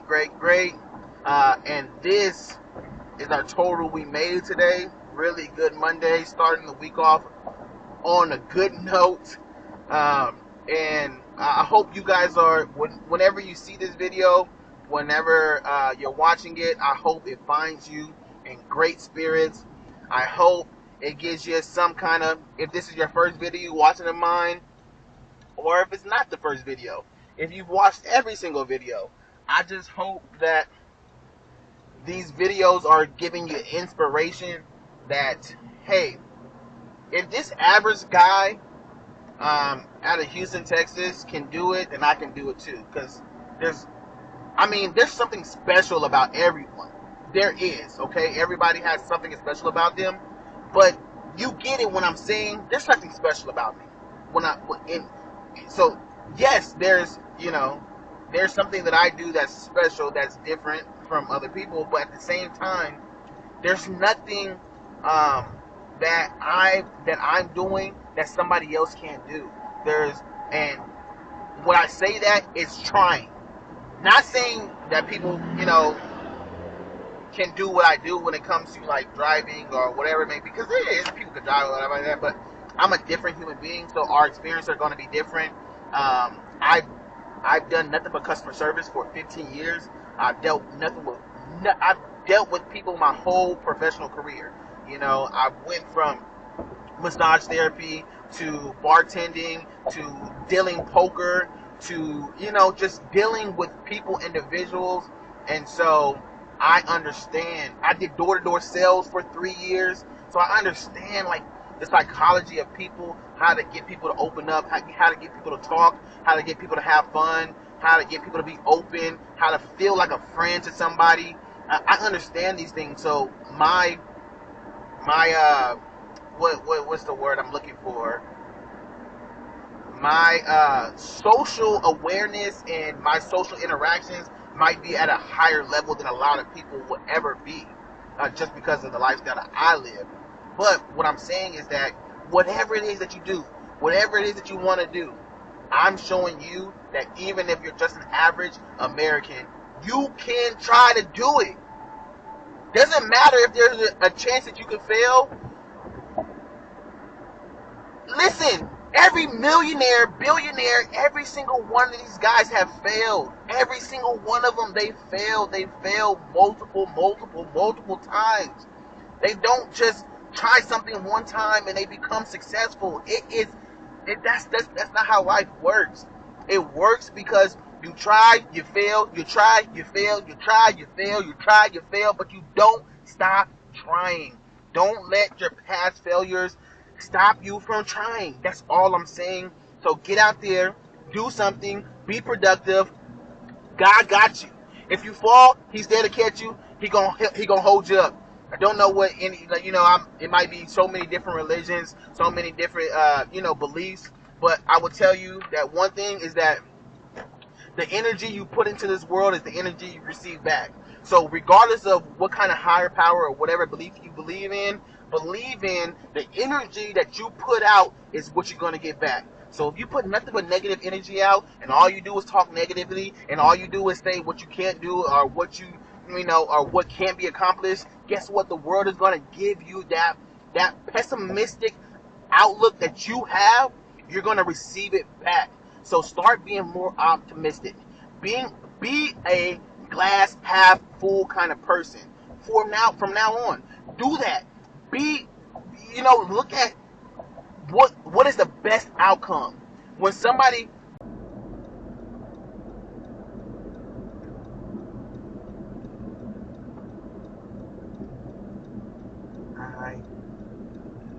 I hate driving around this time. Okay, we're gonna try not to crash out today. All right, we're gonna try, but people is going to try me. But people, they're going to try me today. I'm gonna try to be on my best behavior. Okay, let's just try to be on our best behavior today. Let's attempt it. Let's attempt, okay? Full-fledged attempt it. Man, I should have turned on the what's called before I passed him up, just in case. You know.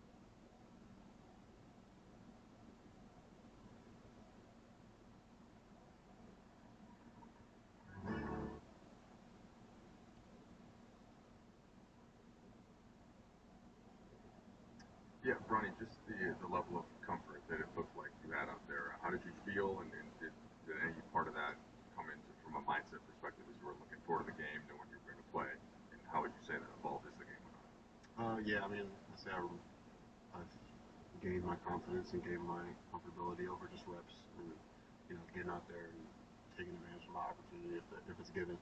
So just, you know, being ready at all times, I think that's the biggest thing for me is staying in the stay ready games and practice and stuff like that and taking advantage like I did tonight. So yeah, just Bro, that was the longest fucking red light I've ever been at in my life. Especially when the other traffic is coming out this way. That was crazy. Kind of trace the evolution of you with JJ, kind of what he's told you from the first time you met you up to the point of like today. Can I get the back of the game? I already know. I feel like I'm about to get pulled over. For what? I have no clue. But, you know, you know how. That's not right lane. I thought it said right lane left turn. You know how they are. They're going to try to pull me over. It's going to be for nothing. But I got my Dashcam on, so you already know. They hop behind you, try to run you. He got nothing. You got to keep moving. Simple. Simple. Ronnie, what expectations did you put on Easy yourself work, baby. Say training camp and preseason, and how does that square up with where you are at now, 5 months into your rookie season? Like I say, just going in and working as hard as I can. I mean, that's all I can do, just learn, and, you know, be open-minded every time I, you know, come to work in the morning and, you know, being that same level-headed kid, just trying to get the work done, but also just, you know, like I said, taking advantage of those reps that I, you know, can get, and, yeah, just staying on that. When we spoke with JJ just a few minutes ago, he acknowledged that there's a lot of just learn, and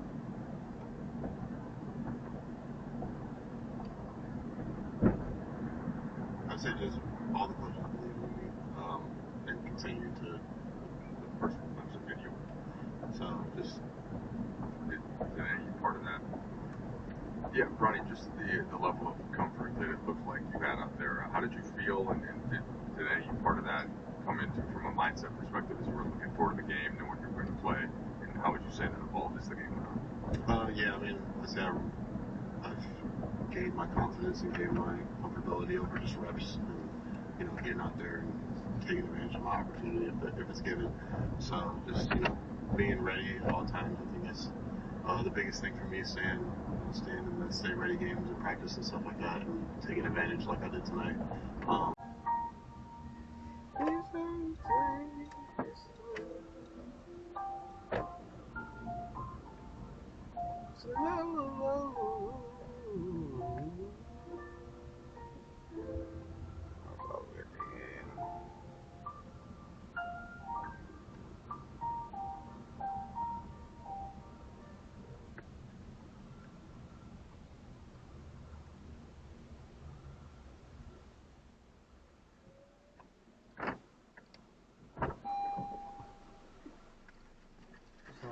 Potato? Yeah. Gotcha. I don't know what is going on. Nothing much, man. Same old, man. Yeah, man, I ain't having not too much of a good morning, man. Oh, man.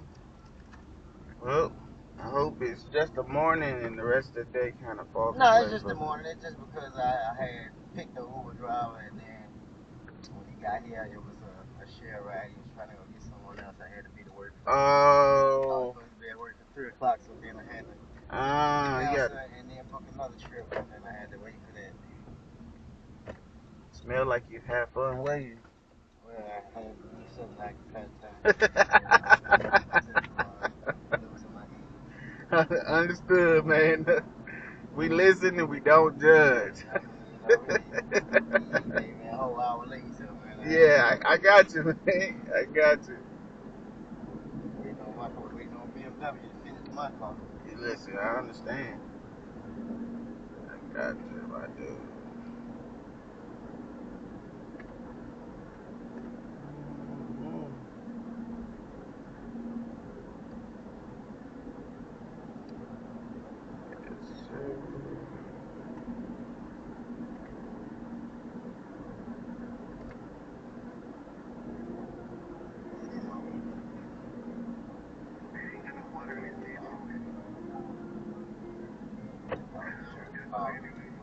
Bruce on a whole nother level.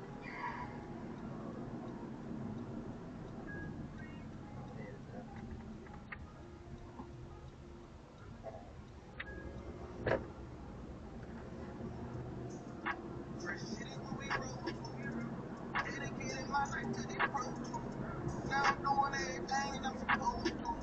You ain't strong, man. The struggle gon' expose you. To some people, I'ma always just be old dude. Till I blow up. Now everybody know, dude. Never froze when I had a chance to seize the moment. Watch your words, kids. Remember every word you told them. Big sis was the closest thing I had to a mama. Old friends don't hit my line no more. We got nothing in common. I ain't never meant to hurt you. Had some issues, had to work through. But you told me everybody got their problems. But nobody wanna talk about their problems. We gon' push through. We gon' bounce back. We gon' run it up. Yeah, we paying stacks. Don't approach me with no bullshit. I got my hitters in the bullpen. When I get deep up in that pussy, I'm like a reverend in this pulpit.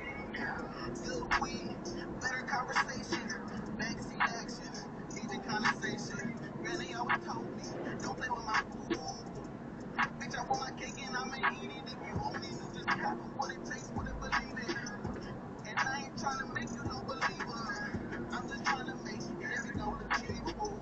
You gotta make sure that everyone believes in you. You here for a moment, I'm in it for the long haul. Tell them niggas won't last, they ain't got no hold fast. I ain't had good sleep in a minute. They can start to beat, but I'ma finish it. They be saying that they gon' remember it. Write it down, take a picture, I don't give a fuck. And don't ever call it luck. Freaky dude, and I got your bitch on stuck. Don't approach me with no bullshit. I got my hitters in the pool. When I get deep up in that pussy, I'm like a reverend in this pulpit. I got my hitters in the pool. When I get deep up in that pussy, I'm like a reverend in this pulpit.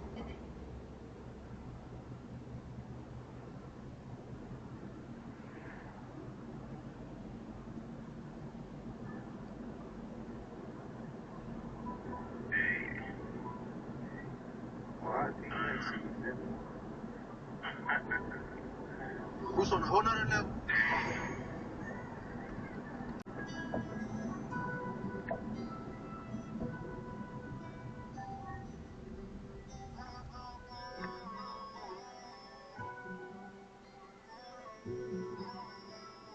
Bruce on a whole nother level. Everybody up there. Everybody got a weapon. Yeah, nigga be slipping. That loud pack say smoking. Dirty money tongue clean, man. That fifth will be rolling. Double cups on deck. We make moves. We don't flex. We gon' stay with our chest. Life in the kids and gon' gamble with them stacks, but them bills still gon' get paid. Bitch, you down there where I'm from. No, not the two, I'm the one. Hear that bitch talking so reckless. Got shooters that do it for fun. You better not run where I'm from. Better keep you a gun where I'm from. 12 don't come where I'm from. Every day is the first of the month. Turn a 28 to a 16. Turn that 16 to so many twos. Hustling, yeah, I don't know what the fuck else I'ma do. To show love where I'm from. They post dubs where I'm from. Cali, H-Town, the bitch that is the day I was born. Real dark where I'm from. Trapping at the park where I'm from. You gotta watch your back where I'm from. Or you might get slapped where I'm from. I ain't proud of where I'm from, but I'm proud of where I'm from. Turn a big dream into big things. Turn a small circle to a big team. Turn a big dream into big things. Small circle, big team.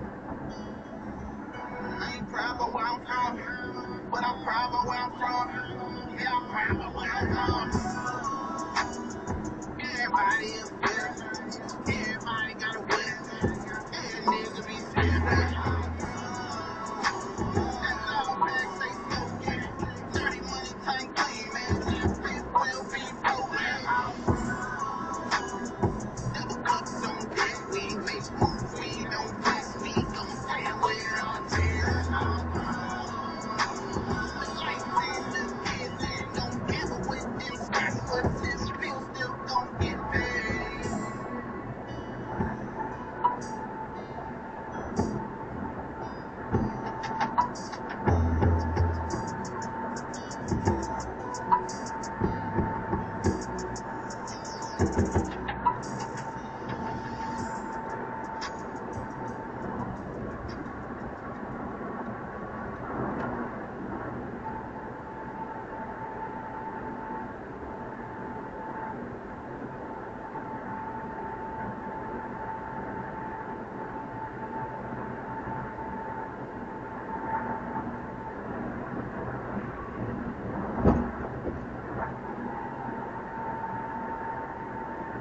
Police have identified the passenger of a stalled pickup truck who was killed as a result of a distracted driver.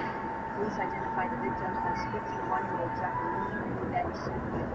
According to witnesses, the truck had their emergency flashers on when the driver of a commercial bus, 52-year-old Guadalupe Alonso Maciel, was looking down at his cell phone and slammed into the back of the pickup truck so he could not move.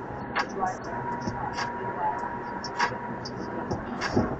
Alonso Maciel was directed secondary manslaughter and aggravated assault.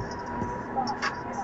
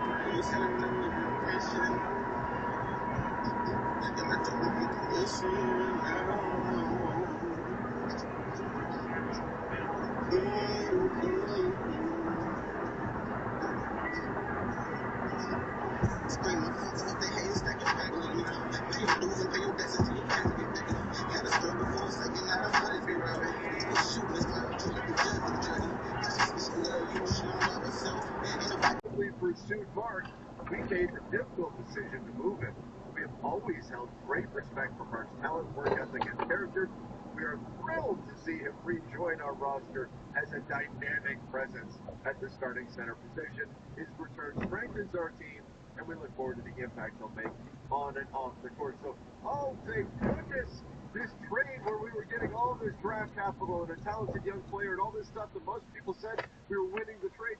Thank goodness that this trade has been rescinded. We're so happy to be getting Mark Williams back. Boy, can you try to spin this anymore, right? Obviously, it's an awkward situation. Obviously, the Hornets have got to deal with this, and it's not ideal to have to deal with something like this, but the Hornets are gushing over the fact that we get Mark Williams. We're so excited. We never wanted to trade you, Mark. We love you. Lies. That's what we're finding out now. It's all lies, and the latest news simply confirms that. I'm going to get into that in just a moment, but first a quick shout out to our sponsor, and that is Prize Picks. They do a wonderful job daily fantasy sports over at Prize Picks. Super easy to play. All you got to do is use our promo code Bulletin. Click the link in the description down below. Get a guaranteed $50 on your first $5 play. Super easy. This is how easy it is to play. Quentin Grimes, 23.5 points, more or less. Grimes has been on a run to the 76ers, but the Thunder defense being what it is, I'm going to say he goes less there. I like the little goblet plays here because they are slightly easier to win on. Dylan Brooks against Orlando, 9.5 points. The villain, I think he's going to get that. So we'll go with that one there. And then let's go take a look at, let's see. Contavious Caldwell-Pope did hit a big shot last time around. I'm going to go Alfred Sengun, though. One of my favorite players in the NBA. I love his game. 10 rebounds. I think he can clear that against the Orlando Magic. So I'm going with those. I'm going with Grimes, Brooks, and Sengun. Didn't intend to wind up with 2 Rockets, but here we are. And a $10 play would be $37.50. If you guys want to get in on it, again, use the link in the description down below and go check out Prize Picks. All right, so this coming from Mark Stein recently about the Hornets and their plans now for Mark Williams. This is what the Hornets are looking to do. According to Mark Stein, the Charlotte Hornets are expected to re-explore the trade market wow. for center Mark Williams this offseason. God, we're so happy to have him back, and we can't wait to get him out the door again. Rival executives believe Charlotte will look to trade Williams again after the failed trade to the Los Angeles Lakers at the deadline. So, I mean, first of all, wouldn't another team just find the same things that the Lakers found?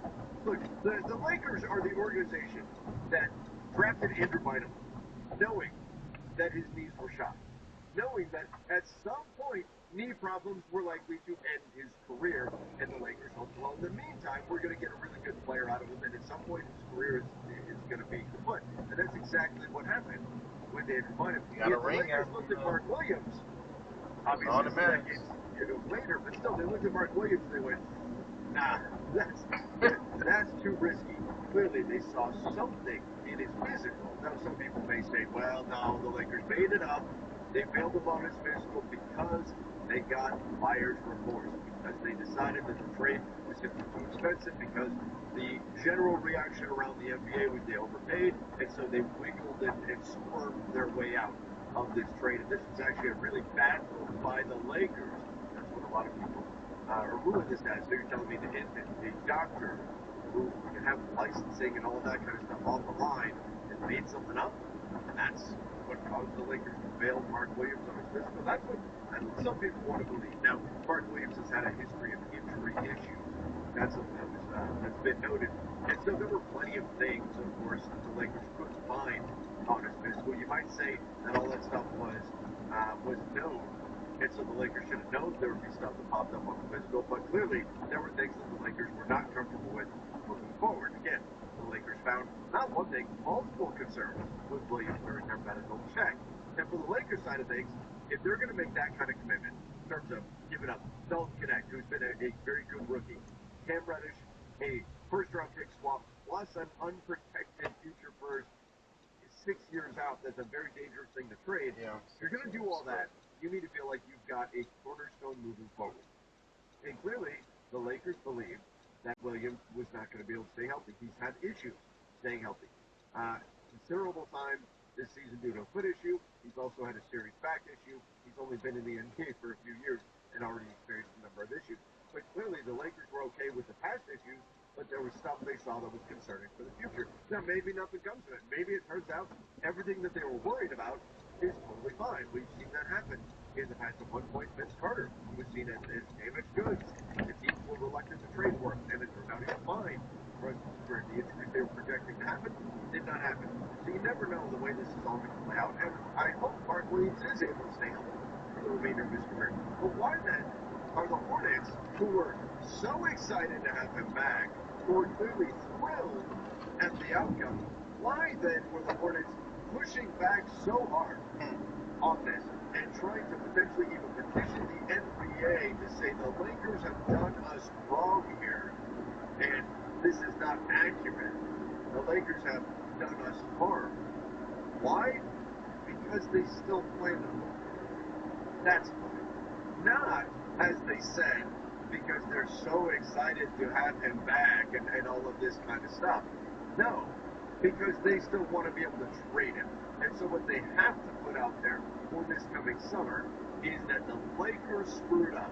That's what the narrative needs to be from the Hornets' perspective. Because otherwise, if it's the Lakers were right, oh my gosh, there's stuff wrong in his physical, nobody's going to want to trade for him. Now you'd think another team's going to find the same stuff that the Lakers found, and they're probably going to have issues with it. But maybe there's another team that's willing to take that risk. Again, the Lakers themselves saw that Andrew Bynum's games were a mess and said, well, we'll take the risk anyway, and we'll go.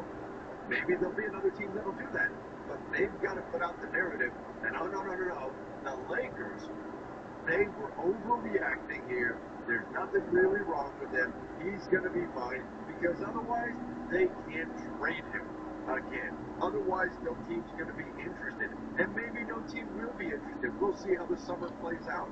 But this whole bit about we're so happy to have him back, his talent, his work ethic, his character, we're thrilled for him to rejoin our roster. Spin.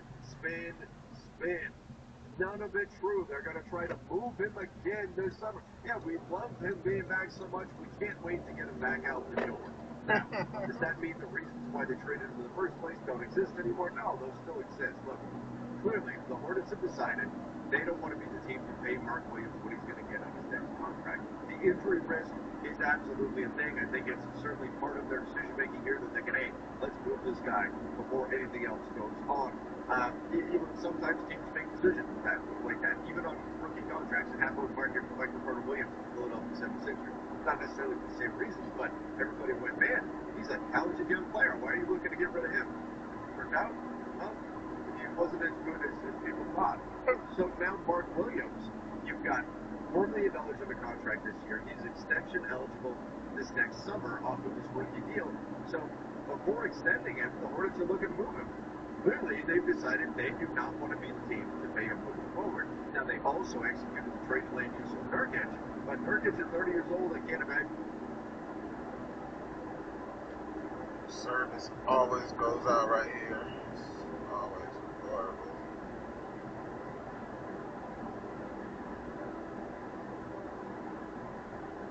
Just move over here further. So bad.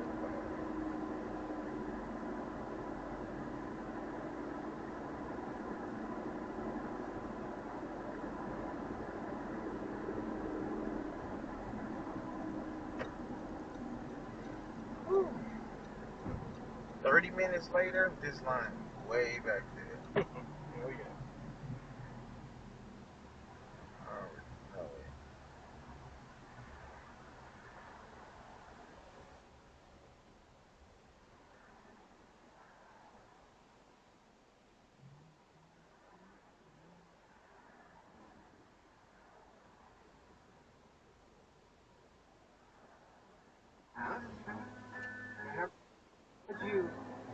The Hornets are looking at him and saying, yeah, we've got our center of the future, 23-year-old Mark Williams. See you later. Can't imagine that that's the situation the Hornets find themselves in. But still, I think it's telling that they are planning to try to move Mark Williams once again this summer. Obviously, they don't have a lot of faith in his ability to stay healthy. And if they do, they don't have a lot of faith. That's what you want, anyone who loves me.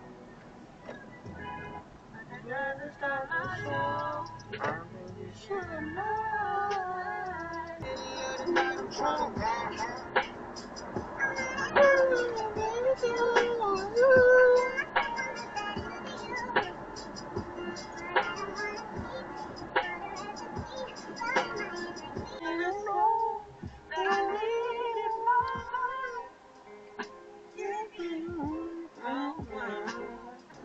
I see you.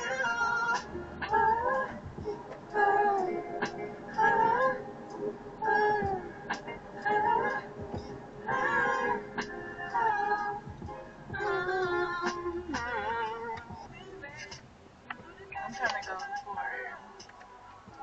go for 53 meters. I mean, we did really good. We did really good today. I cannot complain.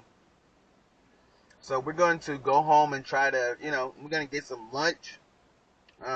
We didn't have no lunch today because I knew I would be home before. Excuse me. We didn't bring a lunch today because I knew I would be home about the time that I would eat lunch. So I just, baby just sent me with some snacks today. Just to get by. And honestly, I didn't even eat all my snacks. I ate my grapes, half of my almonds, my mixed nuts. You can't even say anything nowadays without somebody be like, pause, or like, Jesus Christ. I'm like, mixed. What do you want me to say? Mixed peanuts? Jesus Christ. Okay, mixed peanuts. Whatever. I don't know. I just say almonds. Like, you just gotta say exactly what you're eating. So I ate my grapes and the package that contained almonds and that contain almonds, cashews, and regular peanuts. I don't know, man. I'll be over it. Y'all be doing the most on the internet, I'm an old head. Like, all this pause stuff, bro, I'm just talking, man. Why do you gotta have to think about, saying, why do we have to think about saying something that has double meaning every single time you say something? Like, you can't even say come anymore. Jesus Christ. Like, grow up, people. Grow up. Like, how old are we? What are we doing in this world where you can't even say, like, simple words because they mean two different things? So what? You understand what I'm saying. You understand the context I'm using the word. Like, grow up. Like we really got to grow up as a community. Like, I understand sometimes you just joking or whatever like that, but literally people can get roasted to death over just saying something that's a literal sentence that makes perfect sense in English, but everybody wants it. Like, Jesus Christ. That's my rant for the day. My rant for the day is this pause thing going. This whole pause epidemic, whatever it called, the pause pandemic. That's what it is. We in a pause pandemic. Can't say anything without pausing. But I'm gonna take a page out of Cat Williams, out of his book. If you ever notice Cat Williams, if you see him, you watch any interview he does, especially now, maybe not when he was a little bit younger, but especially now, if you watch any of his interviews, anytime somebody asks him a question, he pauses. He thinks about the answer that he wants to say, and then he starts talking really slow. That way, if a thought comes that he wants to, change the answer, to change the way he answers the question, he can do that. He doesn't, it's really cool what he does. I applaud him, because not a lot of people do that. They kind of just talk first and then think later. But you got to really respect somebody that does that. Hold on, let me see.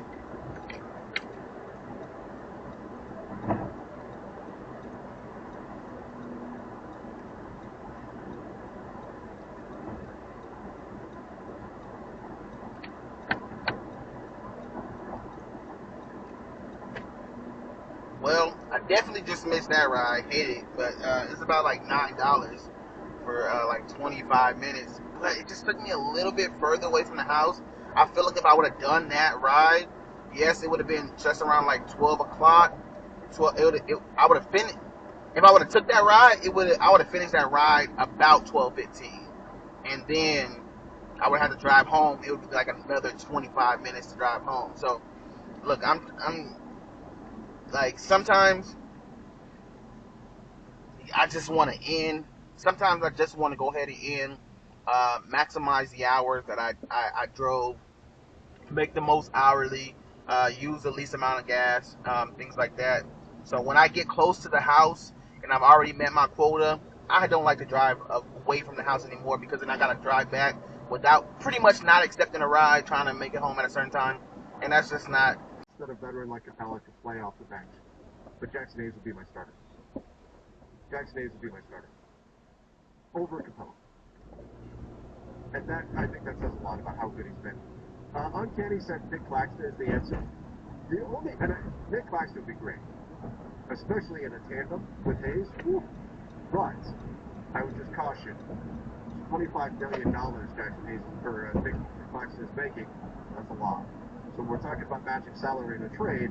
That's Vando, Gabe plus. I believe he's at $25 million off the top of my head. Or you're talking Rui, Gabe to get there. Like, you're giving up rotation players to get Nick Claxton. So that'll be an interesting decision that the Lakers have to make if that's on the table, in addition to whatever assets the Nets would want, because they're going to want draft capital or something like that. Suns could guard Luka, even send a triple team. All right, so I actually love that the Suns were doing that for the Lakers. I love the Suns were doing that for the Lakers. Because here's the deal. Teams are going to want, especially when LeBron's not available, teams are going to want to take the ball out of the hands of Luka whenever possible. That's what they're going to want. And it makes sense. I love that the Lakers are getting practice with it, though. Because I think this Lakers team, with the personnel they've got, they're a team that will absolutely shred double teams.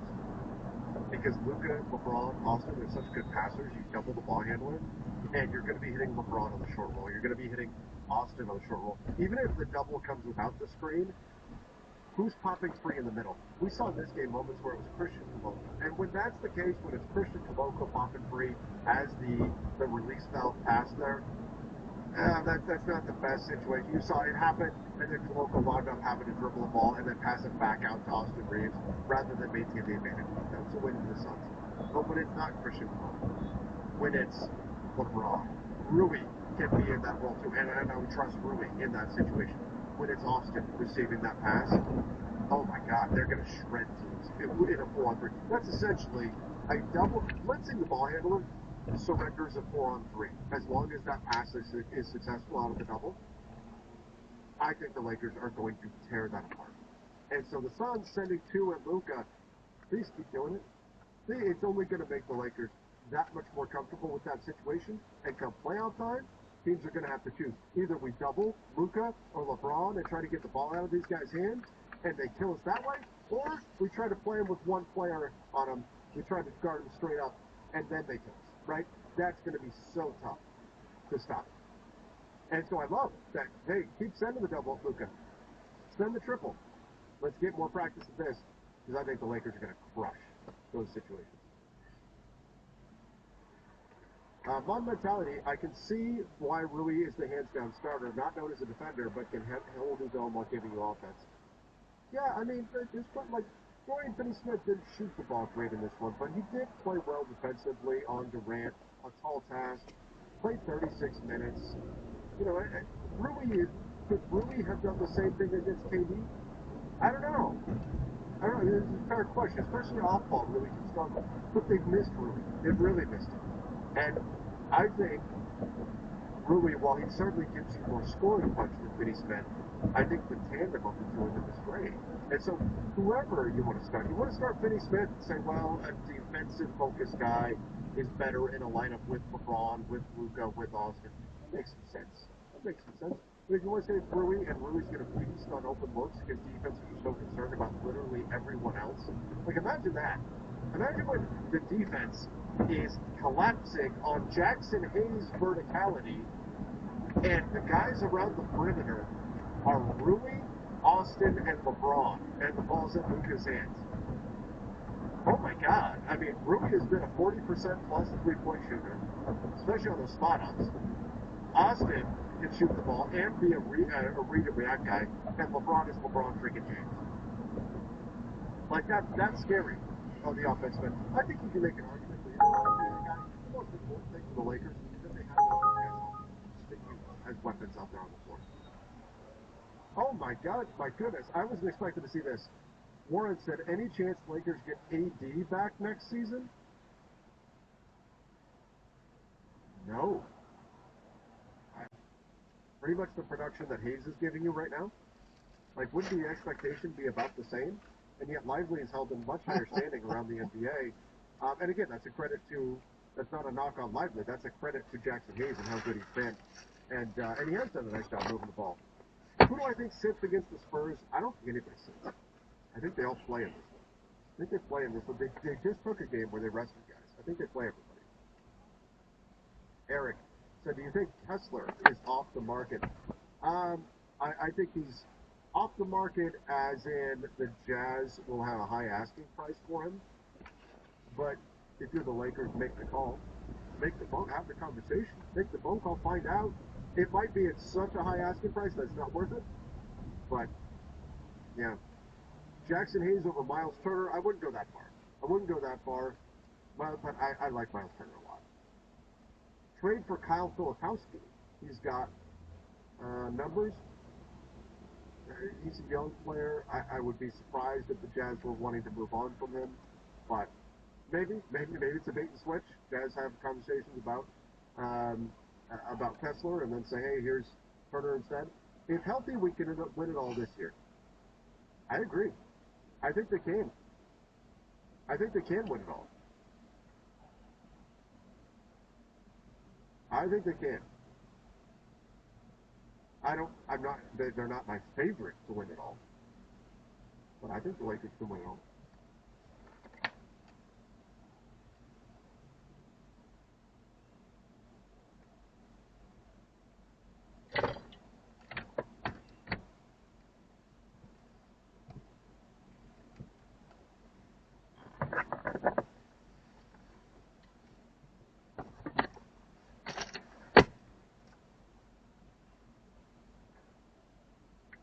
Alright.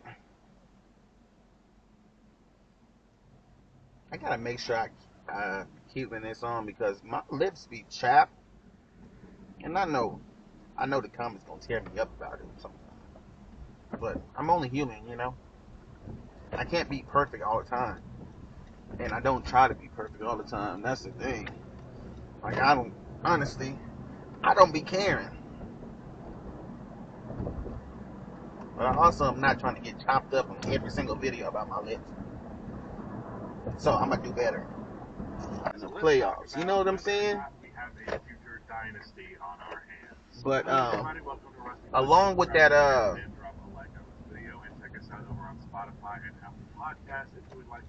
along with what he was saying about the Lakers in the third quarter, I want you guys to listen to this because I have a podcast. Well, I have a podcast that I need to start posting more regular. I have a podcast that I need to, I need to post more on there. I started it. This guy kind of caught up in life and stuff like that. But if you listen to this was a little bit earlier in the season. I'll plug this in. But if you listen to this, I was saying the same exact thing about the Lakers. And this was, 2 months ago before the trade. The same thing that he was saying about the third quarter right now, I said it 2-3 months ago. So, look, I'll plug it in right here and you guys can hear it. Every night. But here's the thing, though. Whenever we face a team that's actually, good, it's like the Lakers fold like a old lawn chair to say. I'm talking about the Nuggets, the Celtics, the Cavs. I mean, it don't matter. Look, we always lose those games. And when we play against mediocre teams, we barely scrape by. I'm talking close calls like a bad breakup. No one really wins, but look, you just relieved it's over, okay? In the third quarter, look, we might as well not even come back after halftime. I've never seen a team treat the third quarter like it's a preseason game. They lose it every time, and they lose bad. Like, I'm sitting there watching and thinking, do y'all even remember how to play basketball after halftime? But hey, look, we're here, and I'm still rocking with my Lakers, even if they're a few years behind the rest of the league. Ojo, Maverick Cole, Patrick Dumont, the fan of the Looper trade. Take a listen, Ojo, to what he had to say. So, tough decisions are never easy. And part of leadership is looking at risk, looking at all the factors. Tough decisions are never easy? What kind of shit is... I swear, people just say anything. Tough decisions are rarely easy. I'm sorry. Dude, tough decisions are rarely easy. How can you... Duh! That's why they're tough. What are we saying here? People just be saying anything, bro. Golly. Like, I need y'all to come with, come on, man. Tough decisions are rarely easy. How can a tough decision be easy? That's crazy. There's no world where you're saying something tough is easy. What? Going into the future, we want to build clowns around you because we understand how special you are and what you can do for us. You just got us to the NBA Finals last year. The previous year, based on what you can do on the court. Now you let that go. With great understanding, Lucas ain't just falling from the tree every season. They're just not happening. There's really no way you get to fit in that trade. Now I understand the issues that were happening off the court, some of the things that they didn't see fit. Look at him. The police right there. Hate the police. They just waiting for somebody to mess up. Somebody to do something so they can fuck somebody's day up. That's all they want to do, man. Just fuck somebody's day up for no reason, man. People just out here trying to live their life. But nah, here come the bullies with the gun. Because like you said as well, when is the last time something like this has it ever happened? You want to get somebody for, slow stopping a stop sign, but the real crimes, oh no, just go 5 miles per